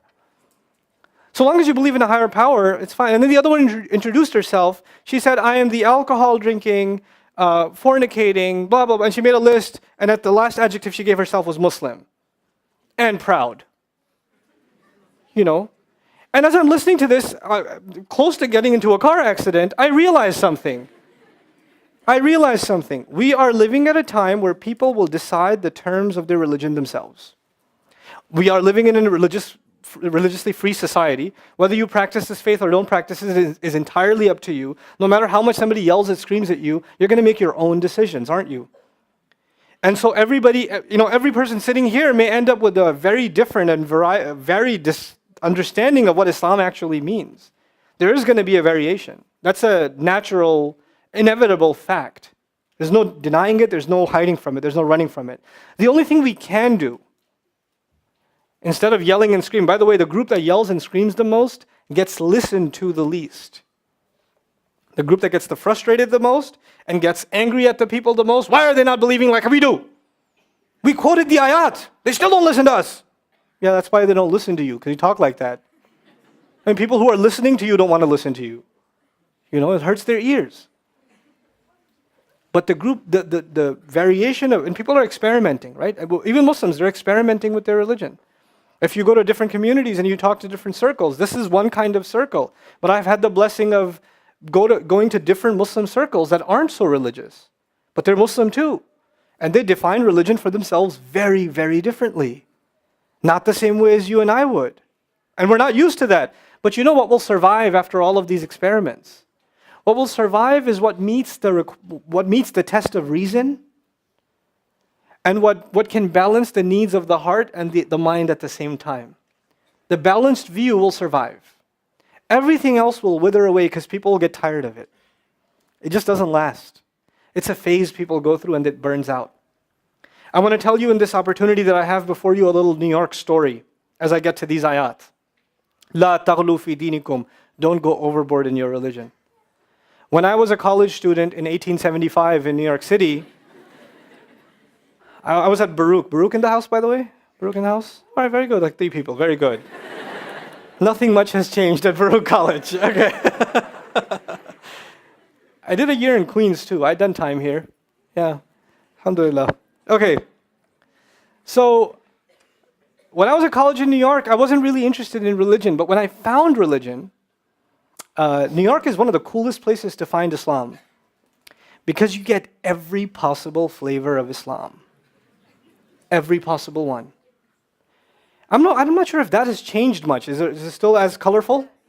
It's still pretty colorful? Okay. And depends on which masjid you end up in which street in Jamaica. Or, where you end up in Jackson Heights versus Woodhaven. You're going to end up with a very different khutbah. Where you are in Brooklyn can entirely determine your school of thought, your aqidah. Like, depends on where you are in Steinway, in Astoria. It is different. Very, very different. So, I ended up in one place, right? A couple of friends said, you need to come to this halaqah, it's awesome. You need to come there and study. So I was like, hey, I want to learn my religion. And now that I've just discovered this religion, I want to soak it all in. I want to take it all in, and I want to live by it. I just want the pure religion. So I go to this group, and they teach me that everyone else, unfortunately, outside of this masjid, they think they're Muslim. You see, but they don't have the proper beliefs. It's very sad. And we're the only place that has survived with the correct faith. And Allah did say that I know this might seem strange to you, but the Prophet does tell us, فَطُوبَى لِلْغُرَبَاء, congratulations to the strange ones, we are it. And you need to save yourself, and you need to save your faith. So even though you've been, and I went enthusiastically in there, after masjid, after salat, this is how old I am. After Jummah, I used to go outside, and I used to be a guy, he's still there on 29th Street by Masjid al-Rahman. He used to have a stand with nowadays DVDs, but back in the day, VHS, baby, tape cassettes of different speakers lined up. And I used to buy one every week and put it in my Walkman. Yes, I had a Walkman. I'm proud to admit this, And I used to listen to all these different speakers. So I went in there and I said, hey, have you heard of this speaker and this speaker? No, ya akhi, al-kareem, no. You don't listen to them. These people are calling to the hellfire. You need to protect your faith. You need to have the right beliefs. you need to make sure you learn from us. And I said, okay, I won't listen to those tapes. And I did. And I put those tapes away. And I wouldn't even look at them. And even though I benefited tremendously from them, I said, no, I must be wrong. I must not have thought clearly about this. And I started going to these halaqas. And I'm going week after week after week after week. And I'm getting more and more indoctrinated until I feel I miss my friends that aren't weird yet. Right? I haven't saved them yet. So I go back to my friends in college. Bro, you got to come to this halaqah. It's amazing. You know, what's so amazing about it? It's the only right religion. Why, you know, I love you, you're my bro, we have pizza together every time, but you're headed for the hellfire, bro. I just feel bad for you. So I need to save you and me. We need to go to Jamaica and we need to sort this out, right? I didn't mention which masjid in Jamaica on purpose, because there's a lot of them, alhamdulillah. Okay, so anyway, so we're doing this for a while until I had a friend slightly older than me, 3-4 years older than me, that has been around the block a little bit. And one time I'm trying to save his soul, and he sits me down. And he goes, Nouman, shut up. Okay. I'm going to tell you two things. You're wrong and you're stupid. And now that makes me, but I have the evidence. I have the daleel, I have the hadith, I have the ayah. He said, listen, you're being played with. Here's how. And he sits me down for 2 hours. And I go, but, and he crushes me. Then I go, but, and he crushes me again. But. Okay, fine. I need you to, and I understood something then. I need to keep an open mind. This religion is appealing because it asks people to think for themselves. And if you are part of any variation of this religion that is requesting from you to stop what? Thinking, it's no longer Islam. I don't know what that is. It's some mutated version of something. It's not Islam. The reflection, the thought, the critical thinking Islam never ends. It never ends. It only adds to our conviction. I'm not talking about the kind of thinking where you go, what if? And you run from one doubt to another doubt to another doubt to another doubt. فَهُمْ فِي رَيْبِهِمْ يَتَرَدَّدُونَ. Not like that. But when you hear something, you say, where'd you get that from? How do you know that's a valid position? How do we authenticate that? What are the scholarly positions behind it? Let's look at this in more depth. I don't doubt my religion, but I'm starting to doubt the way you're looking at this hadith. I'm having a bit of a doubt about the way you explain that ayah. I have a right to have that doubt. I'm not doubting Allah's book. I'm not doubting the words of the Prophet ﷺ, but I need clarification. And you know what? This deen came to change the stereotype of religion where you come into this religion, you learn something about it you don't understand, and you are supposed to ask, criticize. And it's okay if you're not satisfied with the answer and you keep asking until you get an answer. Maybe you framed the question the wrong way, but until you get to someone who can intellectually sit you down and clarify things to you, your quest continues. Your journey continues. And it comes with a humility also. Maybe there are ayat of the Quran, and there certainly are, that I will never understand. Maybe I will never understand Hamim. Maybe I will never understand as-samawat as-sab'a. Maybe I'll never understand that. That's part of the humility. But I'll keep asking. I'll keep exploring. I'll keep, wondering. My wonder won't stop. That's what the beauty of this faith is. Human beings were granted this beautiful gift of the intellect, and now we're being asked not to use it. And when you are asked not to use it, that is when imbalance begins. That's where imbalance begins. And when it happens for a few generations, then we get to the state where we are now. So you're a college student, or you're in your master's program, or you're 27, 28 years old, and you're a woman, and you're looking to get married, but your parents say no, only from Pakistan. And then you say, there's a good brother at the college, he hasn't proposed or anything, but I think that he might be a good match. No. If you do this, if you bring this up again, I will kill myself, the mother says. Or the father says, he's holding his hand on the Quran, I've seen those too. If you do this, if you ever bring this again, you are not my daughter. What movie did you watch that in, bro? Where do you get that from? Like, what's with all the drama? Because you have to listen to your parents. You know what this is? And you can't ask questions like, why? What's so wrong with that? You can, and you will never get a straight answer. Because we said. Because Islam. Islam what? Islam! In other words, your answer becomes more legitimate if you raise the volume on the same wrong answer. This was one time, there was this uncle who was like justifying some racist comment he made. And I was like, Uncle, where did you get this from? It's in the books. And I said, which books? All of them. Go read. I'll be back. I can't beat that. You got me, it's in the books, all of them. Yes, the Mein Kampf is a pretty fun read. But this generation of Muslims, we gotta start at the drawing board. So I was telling you about my journey, and I didn't ask questions. And I said, because now this one person had kind of shifted my thinking a little bit, I said, maybe he's right, I should trust him. Everything he does, I'm gonna do. Because he slapped sense into me, and so I'm gonna just follow. What do you do? We're gonna go to this halaqah, so I start going to this halaqah. And I attended and I really enjoy it, and so even though they never said this, subconsciously I start thinking everything else must be garbage. These people are everybody's just waiting to be slapped by my friend. And if they got slapped by my friend, they'd be in this halaqah too. And this journey continued, and I went from one group, one masjid, one ideology, one worldview of Islam to another, to another, to another, to another. Oh, there were lots of them. Somebody brought me a pamphlet from one of them today. What do you think about this? And I read it, I was like, I've been there. That was 1998 right there. You guys don't even know. All of this, been there, done that. It's all done. It's old. You know who's still going through this? England. When I go to England, people ask me questions and I chuckle. Like this guy, literally, seriously, I was driving in the car with him. He goes, so, bruv, where do you take your knowledge? Where do you take your knowledge from? Who are your sheikhs? And I was like, awkward silence for a moment. And I was like, I'm sorry, bro. I didn't answer you immediately because for a second I thought I was traveling through time. Because where do you take your knowledge is a question from 1997. We already finished this. We're past this already.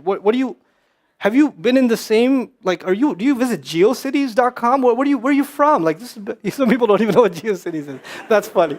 That's how old I am. Anyway, so, but people were stuck in a rut. We find one thing and we train ourselves to think about Islam one way, and everybody else has to think about it this way, and if they don't, they must be wrong. And we have litmus tests for this. I literally used to go visit masajid in New York where there's a guy there, hey, you on the sunnah? And I'd be like, what else is there? All right. That's like a litmus test. What am I going to say? No, of course not. Sunnah, what is that? Doesn't make any sense. I went to masajid in England. Check this out. I went to one masjid in England. I went to visit. This is the tragedy of this. I went to visit Sheikh Akram Nadwi. Sheikh Akram Nadwi is one of the leading muhaddithun of the ummah today. The man has written a 50-volume book on just the female collectors of hadith in Islamic history. Life profiles of 2,500 women. I can't read 50 pages. He's written 50 volumes on this one subject. Just because he said, we think Islamic studies is the realm of men. That's actually historically inaccurate. I'm going to show you why. He lists first the teachers of Imam Bukhari rahimahullah that were women and what their lives were, where they studied from, and then among the students, and so on and so forth.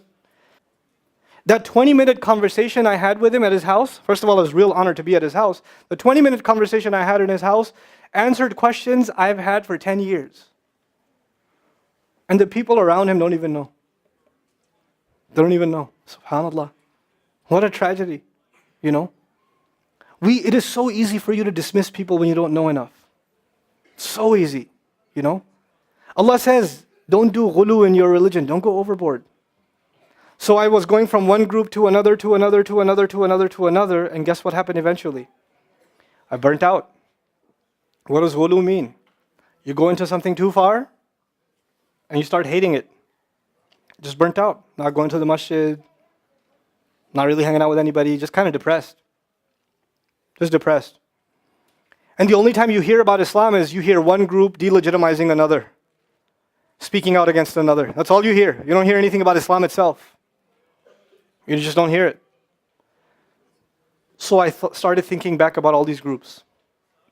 That all the groups I've been through. All the different masjids, all the different halaqas, all the different shaykhs, all of them. And I realized something. All of them had something beautiful. They had something very ugly, and they also had something very beautiful. Why should I let go of the beautiful parts? Why should I do that? Why can't I hold on to the good stuff and keep it? And my litmus test, I don't impose this on you, my litmus test became the moment any group starts speaking out against another, I'm going to put the mute button on. I don't care about that stuff. I just need to learn something that will make me a better Muslim. That's all I care about. And if you give me something that will make me think of my brother and my sister as less, I don't want that. It's just not interesting. It doesn't interest me. It takes away from my love of other Muslims. I can't take it. I will still disagree with Muslims. I will disagree with scholars even sometimes, respectfully. But I will never use that to think less of them. That's going overboard in your religion. You can love the ideas you believe in, but don't hate the people who don't believe in them. It's not cool. That's actually pride. You know? This is a battlefield of ideas. I am free to share my ideas. You are free to disagree with me. And after even the strongest disagreement, if we can openly talk in a space where none of us are threatened, none of us are raising our voices, none of us are going crazy. We can just have a civil conversation. That's when this ummah moves forward. Where is the conversation? We've become a people that talk at each other. Everybody gives if somebody, you know what we do? Somebody, gives a speech, somebody gives a counter speech. Somebody writes an article, somebody writes a counter article. Nobody says, let me give this brother a call and let me share with him, here are my disagreements with you. What do you think about them? Let's have a conversation about it. I invite you to my house and let's discuss. Let our kids play together. Let our wives meet. And let us just talk about this, this issue that I don't agree with you in. I want to know your perspective. When do we do that? Isn't that brotherhood? Isn't that brotherhood? Instead of talking at people, you talk to them. You talk to them. People told me some time ago about myself. I don't really care. Honestly, I don't care what people say online. It doesn't faze me at all. I don't have the time. I have too many things to do for my parents and my kids and my students to worry about what happens online, honestly.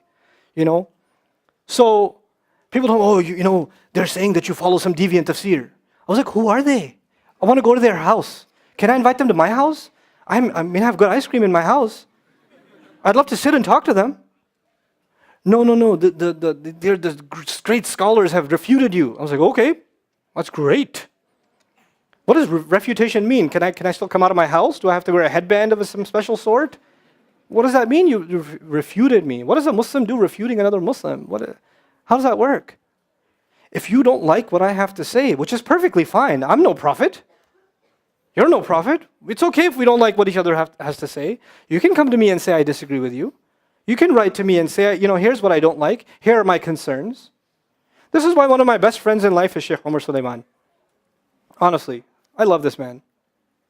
I really love him. He's my bigger, younger brother. It's confused, an oxymoron walking around.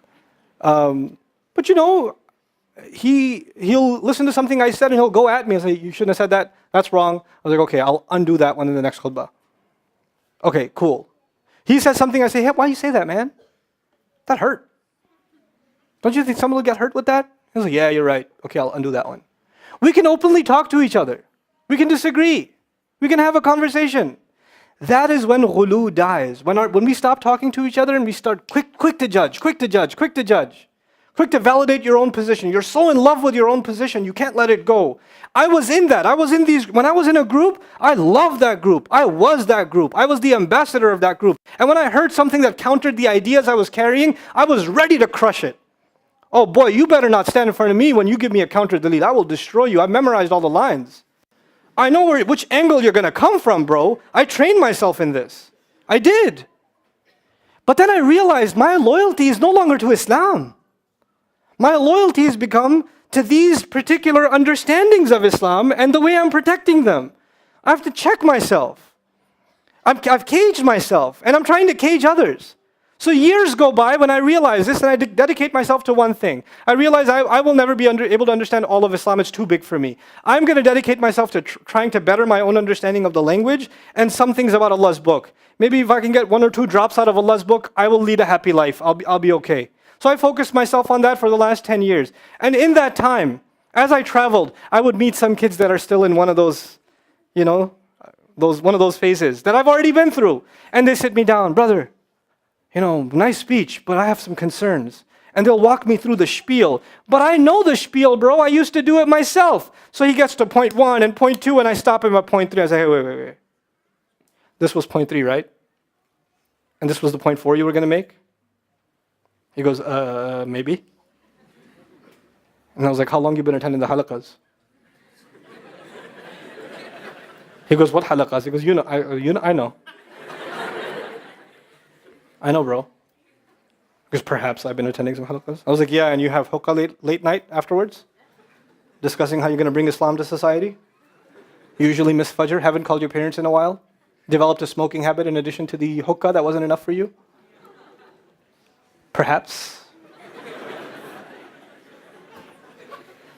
And then I said, listen, bro, I know you really want to do this for Islam. You want to debate me for Islam. But I'm asking you 2 things. Call your mom and dad every day and pray Fajr. Just work on that. Okay? We'll establish Islam together. Just work on that. You get caught up in this stuff, in one thing or another, and the world becomes nothing to you. And I tell you, when you get caught up in these ideologies, the first thing to suffer is your family. The first thing to suffer. I'm being very real with you. This is ghulu in deen for us. We hang on to one idea. We tell ourselves we're serving Islam by stending nights and nights and nights discussing something or another at these late night restaurants with questionable content on the TV screens. And we do this on Steinway Street, and we do this on Atlantic. I know.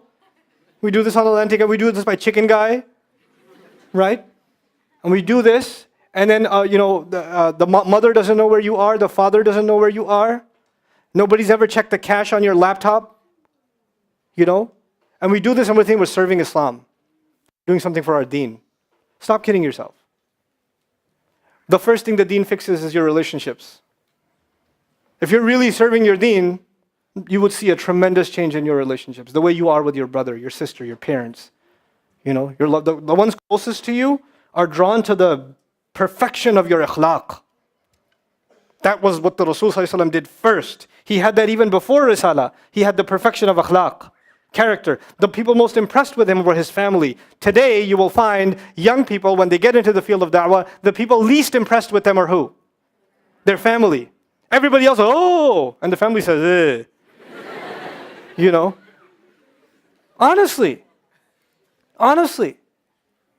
You want to become a speaker, you want to give da'wah to people, you want to convince people of Islam. Where's time with your family? This is ghulu in religion. We've got to balance all of this stuff. And if you're living in New York, you're already used to balancing crazy numbers of things. You've got work, you're living hand to mouth. It's not an easy life here. It's one of the most expensive places to live in the world. That's where you chose to live. I know you don't think there's nothing outside of this in America. Everybody else has got straw in their mouth and they're just, and a banjo in the trunk. I call some of my old friends, how's Texas? Dong, dong, dong, dong, dong, dong, dong, dong, dong. Like, that's pretty good out there, But you live here, so yeah, it's hard, even harder to balance here because you have time for nothing. You have time for nothing. You leave 6 in the morning, an hour and a half, 45 minutes, whatever it is in the subway, and after being pushed around in the bus, then you go to work, then you go to school, then you do some more work, then you get some pizza, and then you get back on the train, and then by the time you get home, you're done. You don't see your parents, you don't see the wife, you don't see the child, you don't see nothing. And you know what? If that's the case with you, you need to figure out a way to make time for your family. The balanced approach to religion means you learn to balance all of this stuff. And you don't lose your soul in the process. If you have 45 minutes on the train, then just memorize some Quran at that time. Keep yourself busy with something productive. Do some ibadah. Every second will count. Every letter you recite is 10 good deeds. Imagine how much you can rack up over time. I remember memorizing Surah Al-Isra and Surah Al-Kahf on the subway when I was in college. 1 ayah a day. I didn't even know Arabic at the time. I was just like, okay, I'm just going one ayah a day, one ayah a day, one ayah a day. You know? It's not hard. You could do it. So now at least you have some spiritual avenue. Maybe you didn't get to sit looking at the sky. Maybe you didn't get to do Qiyamul Layl in a masjid. But you've got to find ways to serve, to fulfill the needs of your heart during your day. You have to make that time.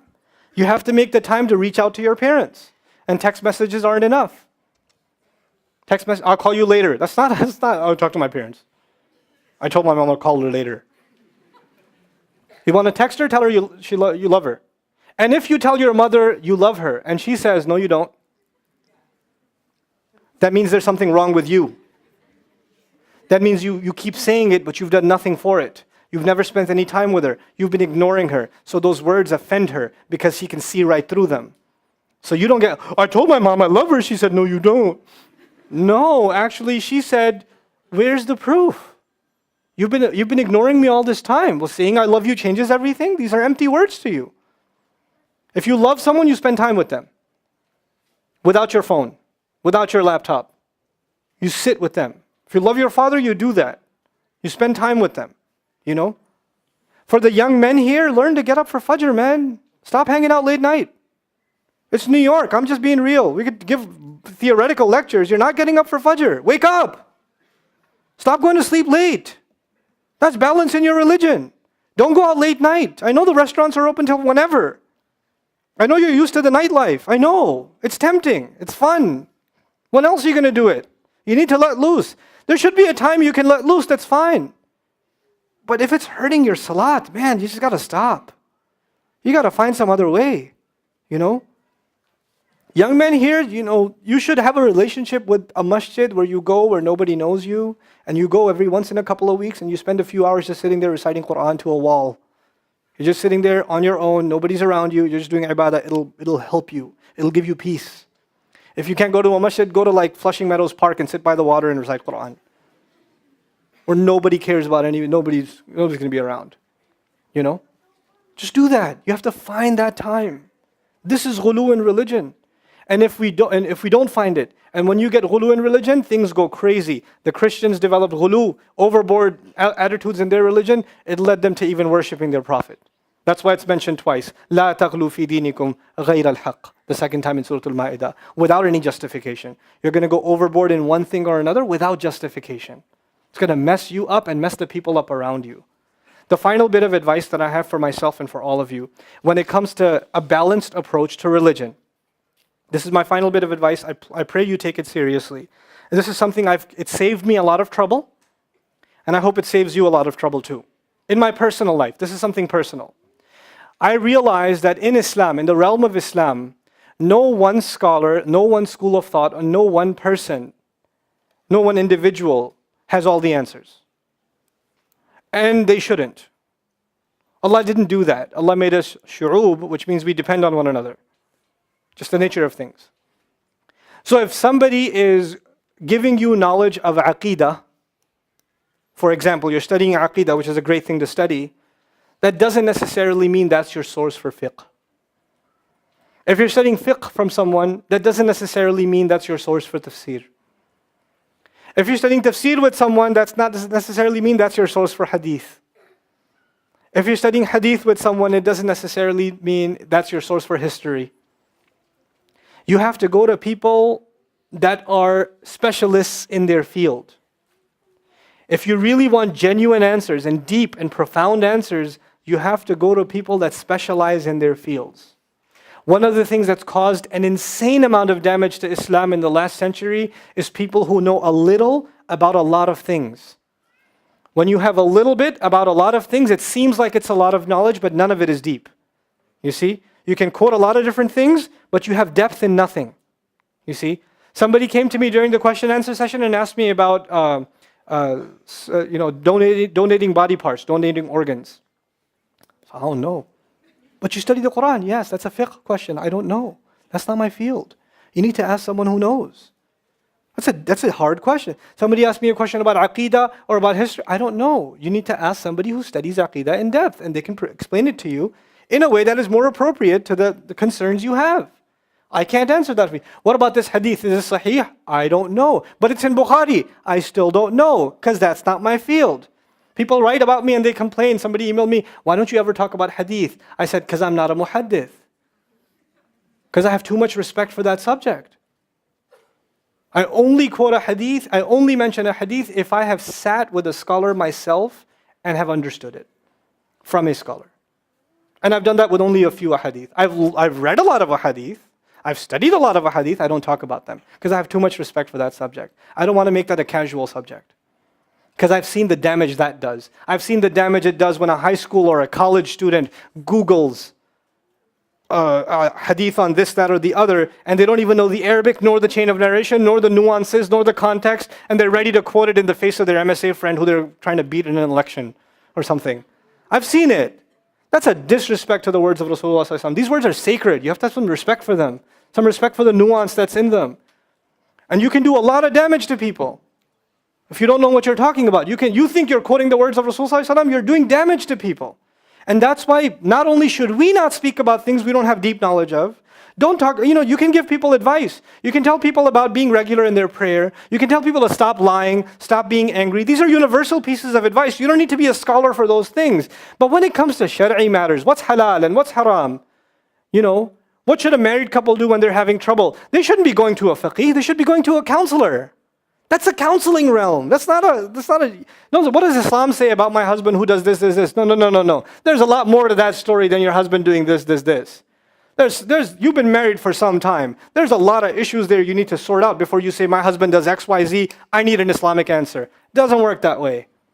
It does not work that way. You're oversimplifying and you're trying to use the religion as a weapon against your loved one. Don't do it.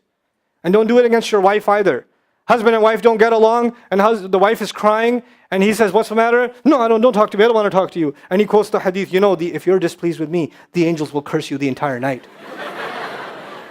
It's a sahih hadith. It's a sahih hadith. But you know what?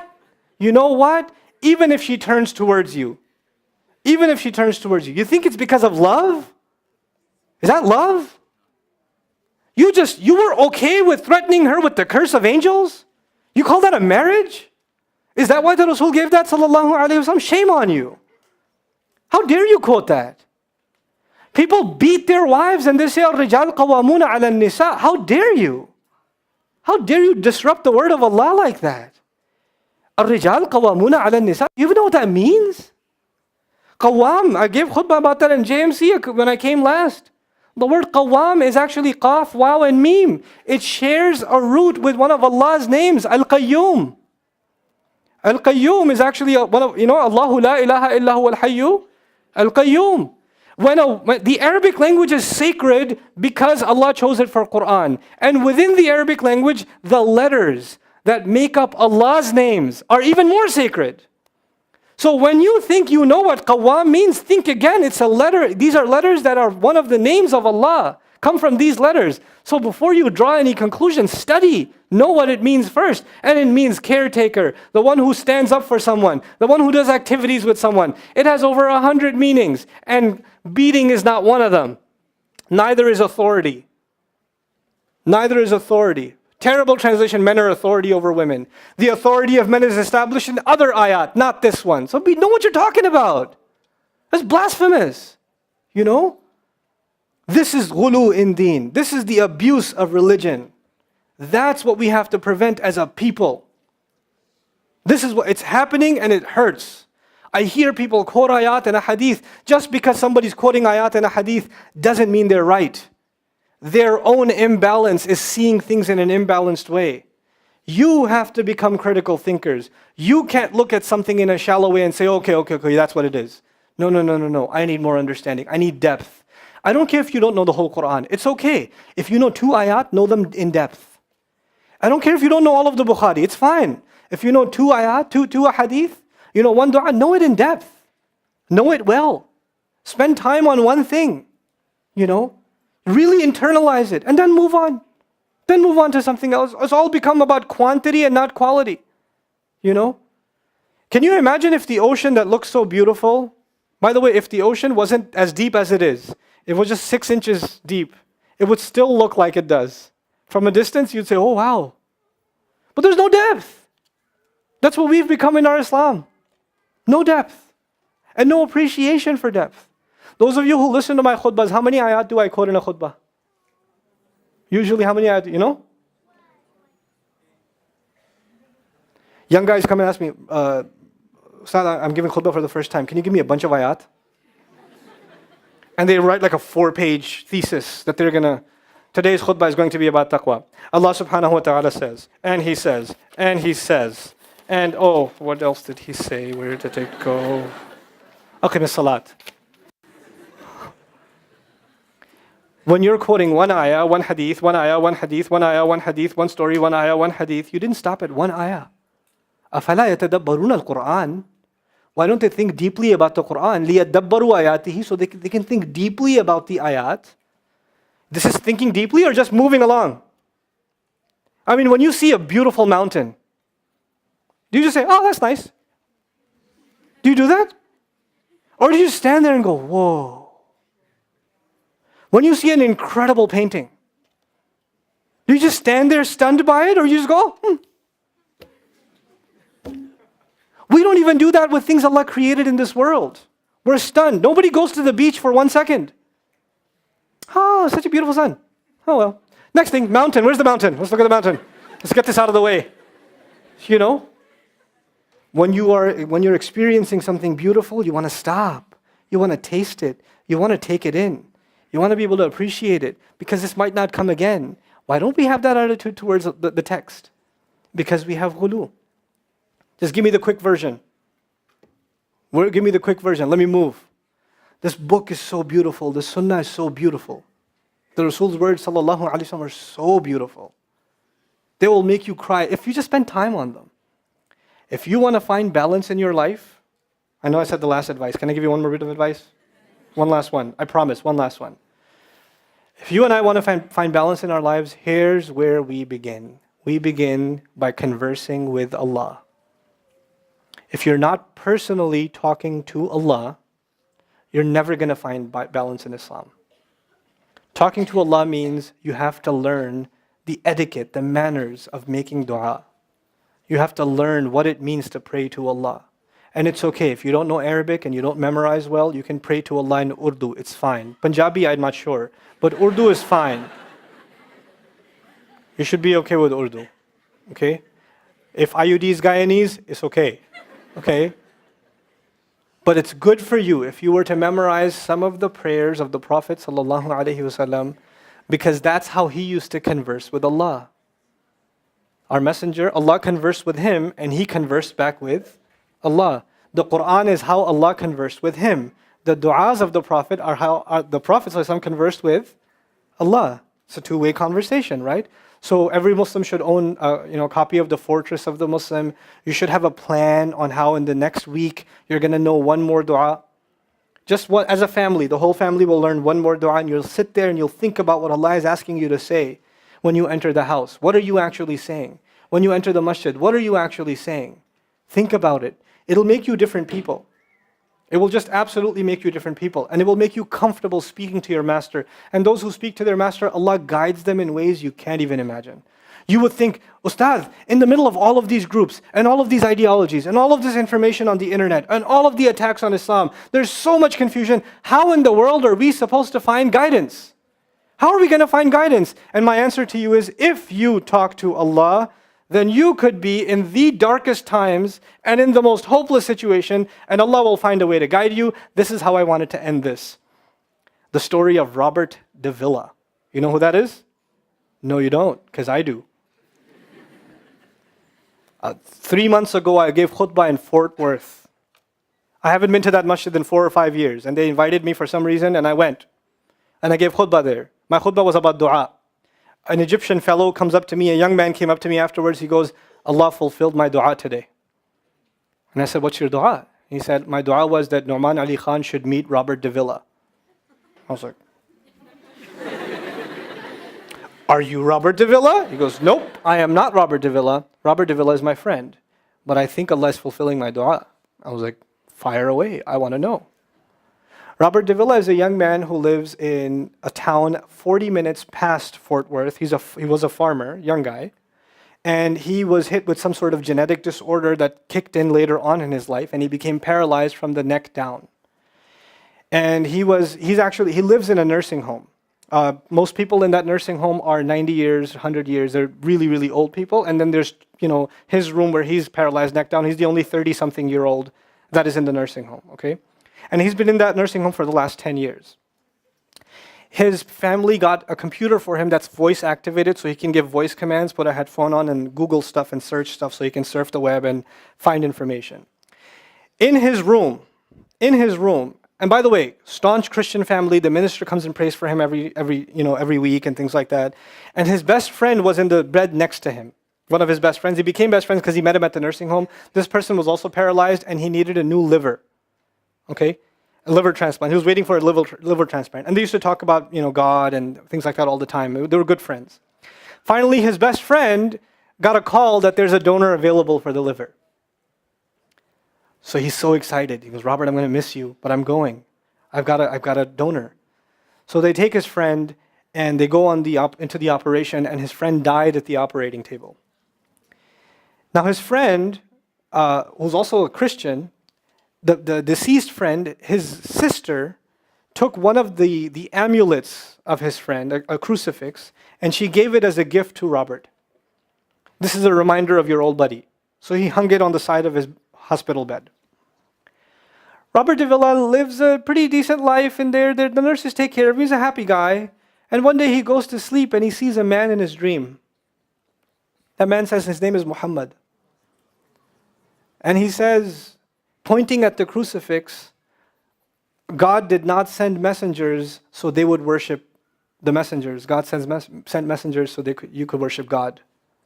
And Jesus was just a man. He walked in the markets and he ate food. He walked in the markets and he ate food, and the dream stopped. He only knows that Jesus was just a man. He knows there's a man named Muhammad that said that to him. He said that messengers came so people could worship God and not the messengers. This is all he knows. So he starts Googling Muhammad. He finds Islam. He takes Shahada. When he takes Shahada, he wants to learn about the Quran. So he goes on these chat sessions and finds somebody needs to teach me Quran. He finds a brother in Egypt that he gets together with on Skype to try to learn Arabic. Learned the Arabic alphabet. Once he learned the Arabic alphabet, he learned to recite the Quran. He memorized 10 surahs from his hospital bed. Then he said, I'm beginning to memorize the Quran, and I'm beginning to learn about this prophet, but I need to understand the Quran. So he starts Googling how to understand the Quran. And for some reason, he ends up on my videos. And he starts watching my stuff. And he watched almost everything. And then here's the kicker. In the nursing home, there was an Egyptian fellow that used to come in and do some repair work. The Egyptian fellow has his own awesome story. The guy had basically lost faith. He wasn't religious. The nearest masjid to him was 50 miles away. So he didn't really go to Jum'ah much anymore. But he felt a spiritual void, so he started going to the church just to feel closer to Allah. Raised Muslim. He goes to the church just to feel closer to Allah. He's passing by Robert's room one day and he hears وَالْعَصْرِ إِنَّ الْإِنسَانَ لَفِي خُسْرٍ. So he walks into his room and says, Robert, what are you listening to? Robert says, nothing. That was me. And the guy says, you're Muslim? He goes, yeah, I became Muslim. And now this friend is in shock. How does Allah guide someone in the middle of Churchtown, USA, in a nursing home, with a crucifix on the side of his bed that he doesn't even have the physical strength to move, and the guy himself says, I want to come back to Allah. So he tells him about his, the friend he found online, Nouman Ali Khan. So the Egyptian fellow starts watching my videos. And then he says, I wish I could meet him one day. And he says, okay, I'll pray for you. And after 5 years, that Egyptian friend shows up at the same masjid that I haven't been to in 4 years. And after Jum'ah says, I think Allah wants to fulfill my friend's dua and my dua. So I said, I think He does. Let's go. So I took a few of us and we went. And we met with Robert. We had a beautiful conversation with him. And inshallah, for Eid, we're going to go to his nursing home again. The nursing home was pretty shocked. You're all here to meet Robert? Like, yep. Yep. Why do you want to meet him? He's an inspiration. We're like, okay, let me check if we can. And they had to call the hospice administrator and all this stuff, and then eventually let us in. And Robert's in shock. And then I meet with Robert, we're talking, and I was like, hey, Robert, so I heard you memorize some surahs. He says, yeah. Can you recite one for me? So he recited Surah Al-Asr. Not one of us was not crying. We're just in tears. When somebody turns to Allah, don't worry about the means. Guidance will come. Balance will come. I want to tell you some more about Robert because young guys are here. Young guys that play basketball. Young guys that are healthy. Young guys that have ambition.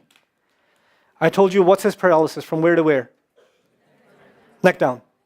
He has a special wheelchair that has to hold pretty much every part of his body in place. He can't just sit in a wheelchair. It holds his neck and it holds every other part of his body in place because he has no control over his limbs. And he has to have a special van where the wheelchair locks in so that if it goes through a bump or whatever, he doesn't, receive the shock. So he made a request. He wants to go to the Friday prayer. They didn't have the special van, so they put him in a regular van.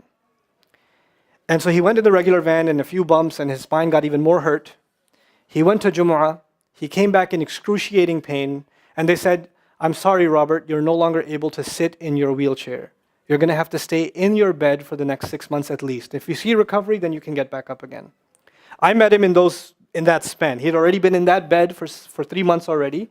And the reason he was in that bed is he went to the Jummah prayer. And he told me about the Jummah prayer. He said, I've never felt more peace in my life than I was in that masjid. And you know what I'm going to do, Brother Nouman? When I can sit in my chair again, I'm going to go to Jummah. I'm going to go to the masjid because I've never felt like that before. There's someone who has nothing but control over his mouth and his eyes.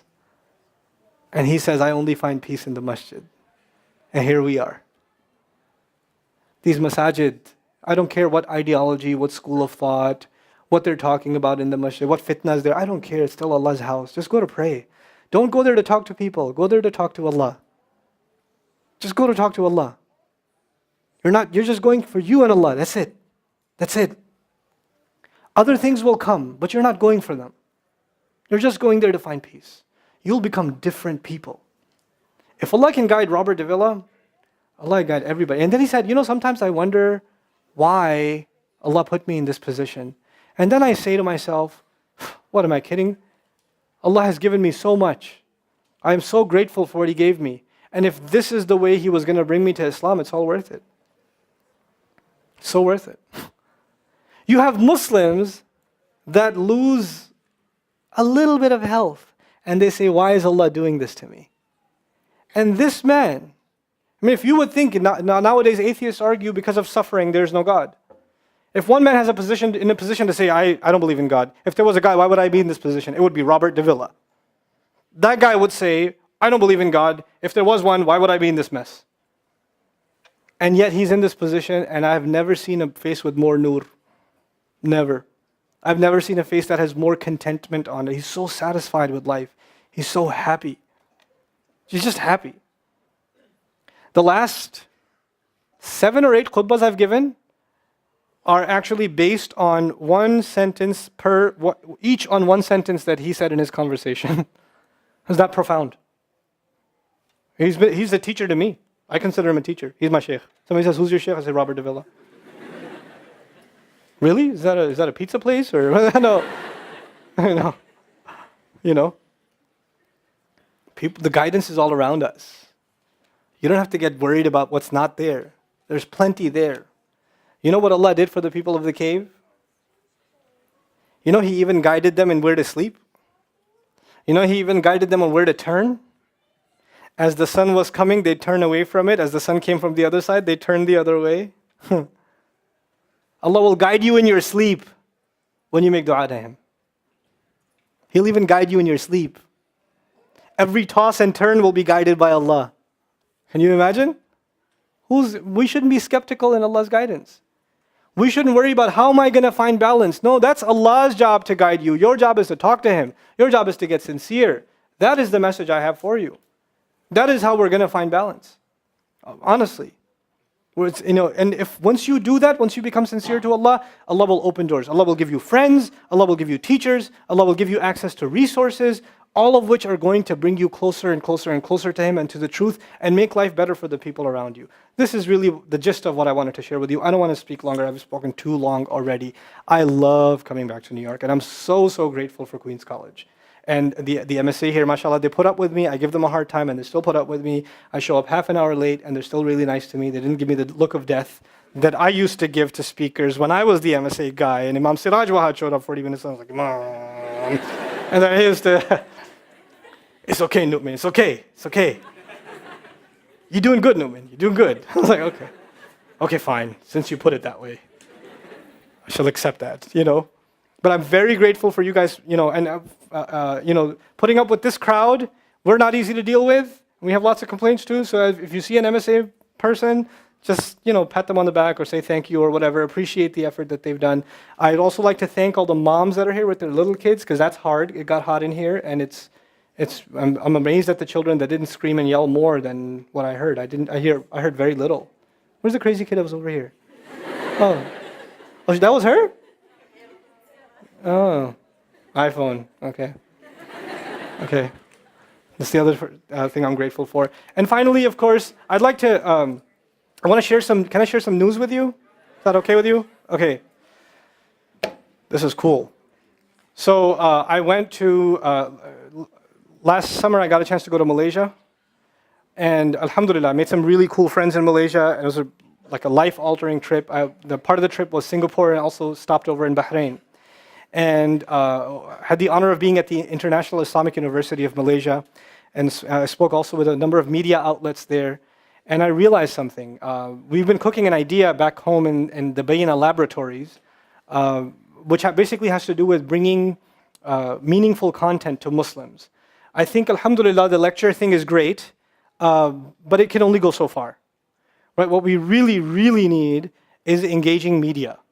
Well, I think it's really important that we have engaging media. So we have this idea for basically a talk show, but that's a mix of social commentaries, special reports, and accomplished Muslims. Like, I want to interview people that are doing cool things in the ummah.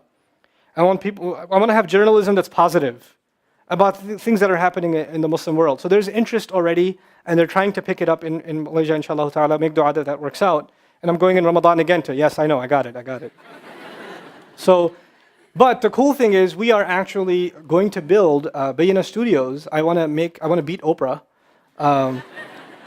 in Texas, inshallah. We're hoping to actually buy a church that's on sale and turn it into a live audience studio, and start talk shows and discussions there that will be broadcast online, and it will also be broadcast in TV stations around the world, inshallah ta'ala. Now, if you would like to contribute towards that, we don't do fundraising, but what we do ask you to do is subscribe to Bayina TV, bayina.tv, because the next couple of months of subscriptions are going to go towards the purchase of the campus. You subscribe and you get access to the translation of the Quran, the Arabic courses, all the stuff that's on there, and all the new stuff that's coming on there. How many people are familiar with Bayina TV here? Quite a few, mashallah. That's great.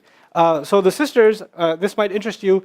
The two new upcoming things on Bayina TV, the recent one was the hijab lecture. What is hijab anyway? So I did a 4-hour piece on just the ayah of hijab, because there's some confusion about it apparently. So I figured let's just talk about the ayah. Let's sort that out a little bit. And the next ayah that I'm going to be working on in a month and a half's time is the ayah about beating women. Because if we don't love the ayat, where's our iman? If the ayat are giving us trouble, then we have to fix that, don't we? We have to love the ayat. Thank you so very, very much for listening and being patient with me. Jazakumullahu khairan. Assalamu alaikum wa rahmatullahi wa barakatuh.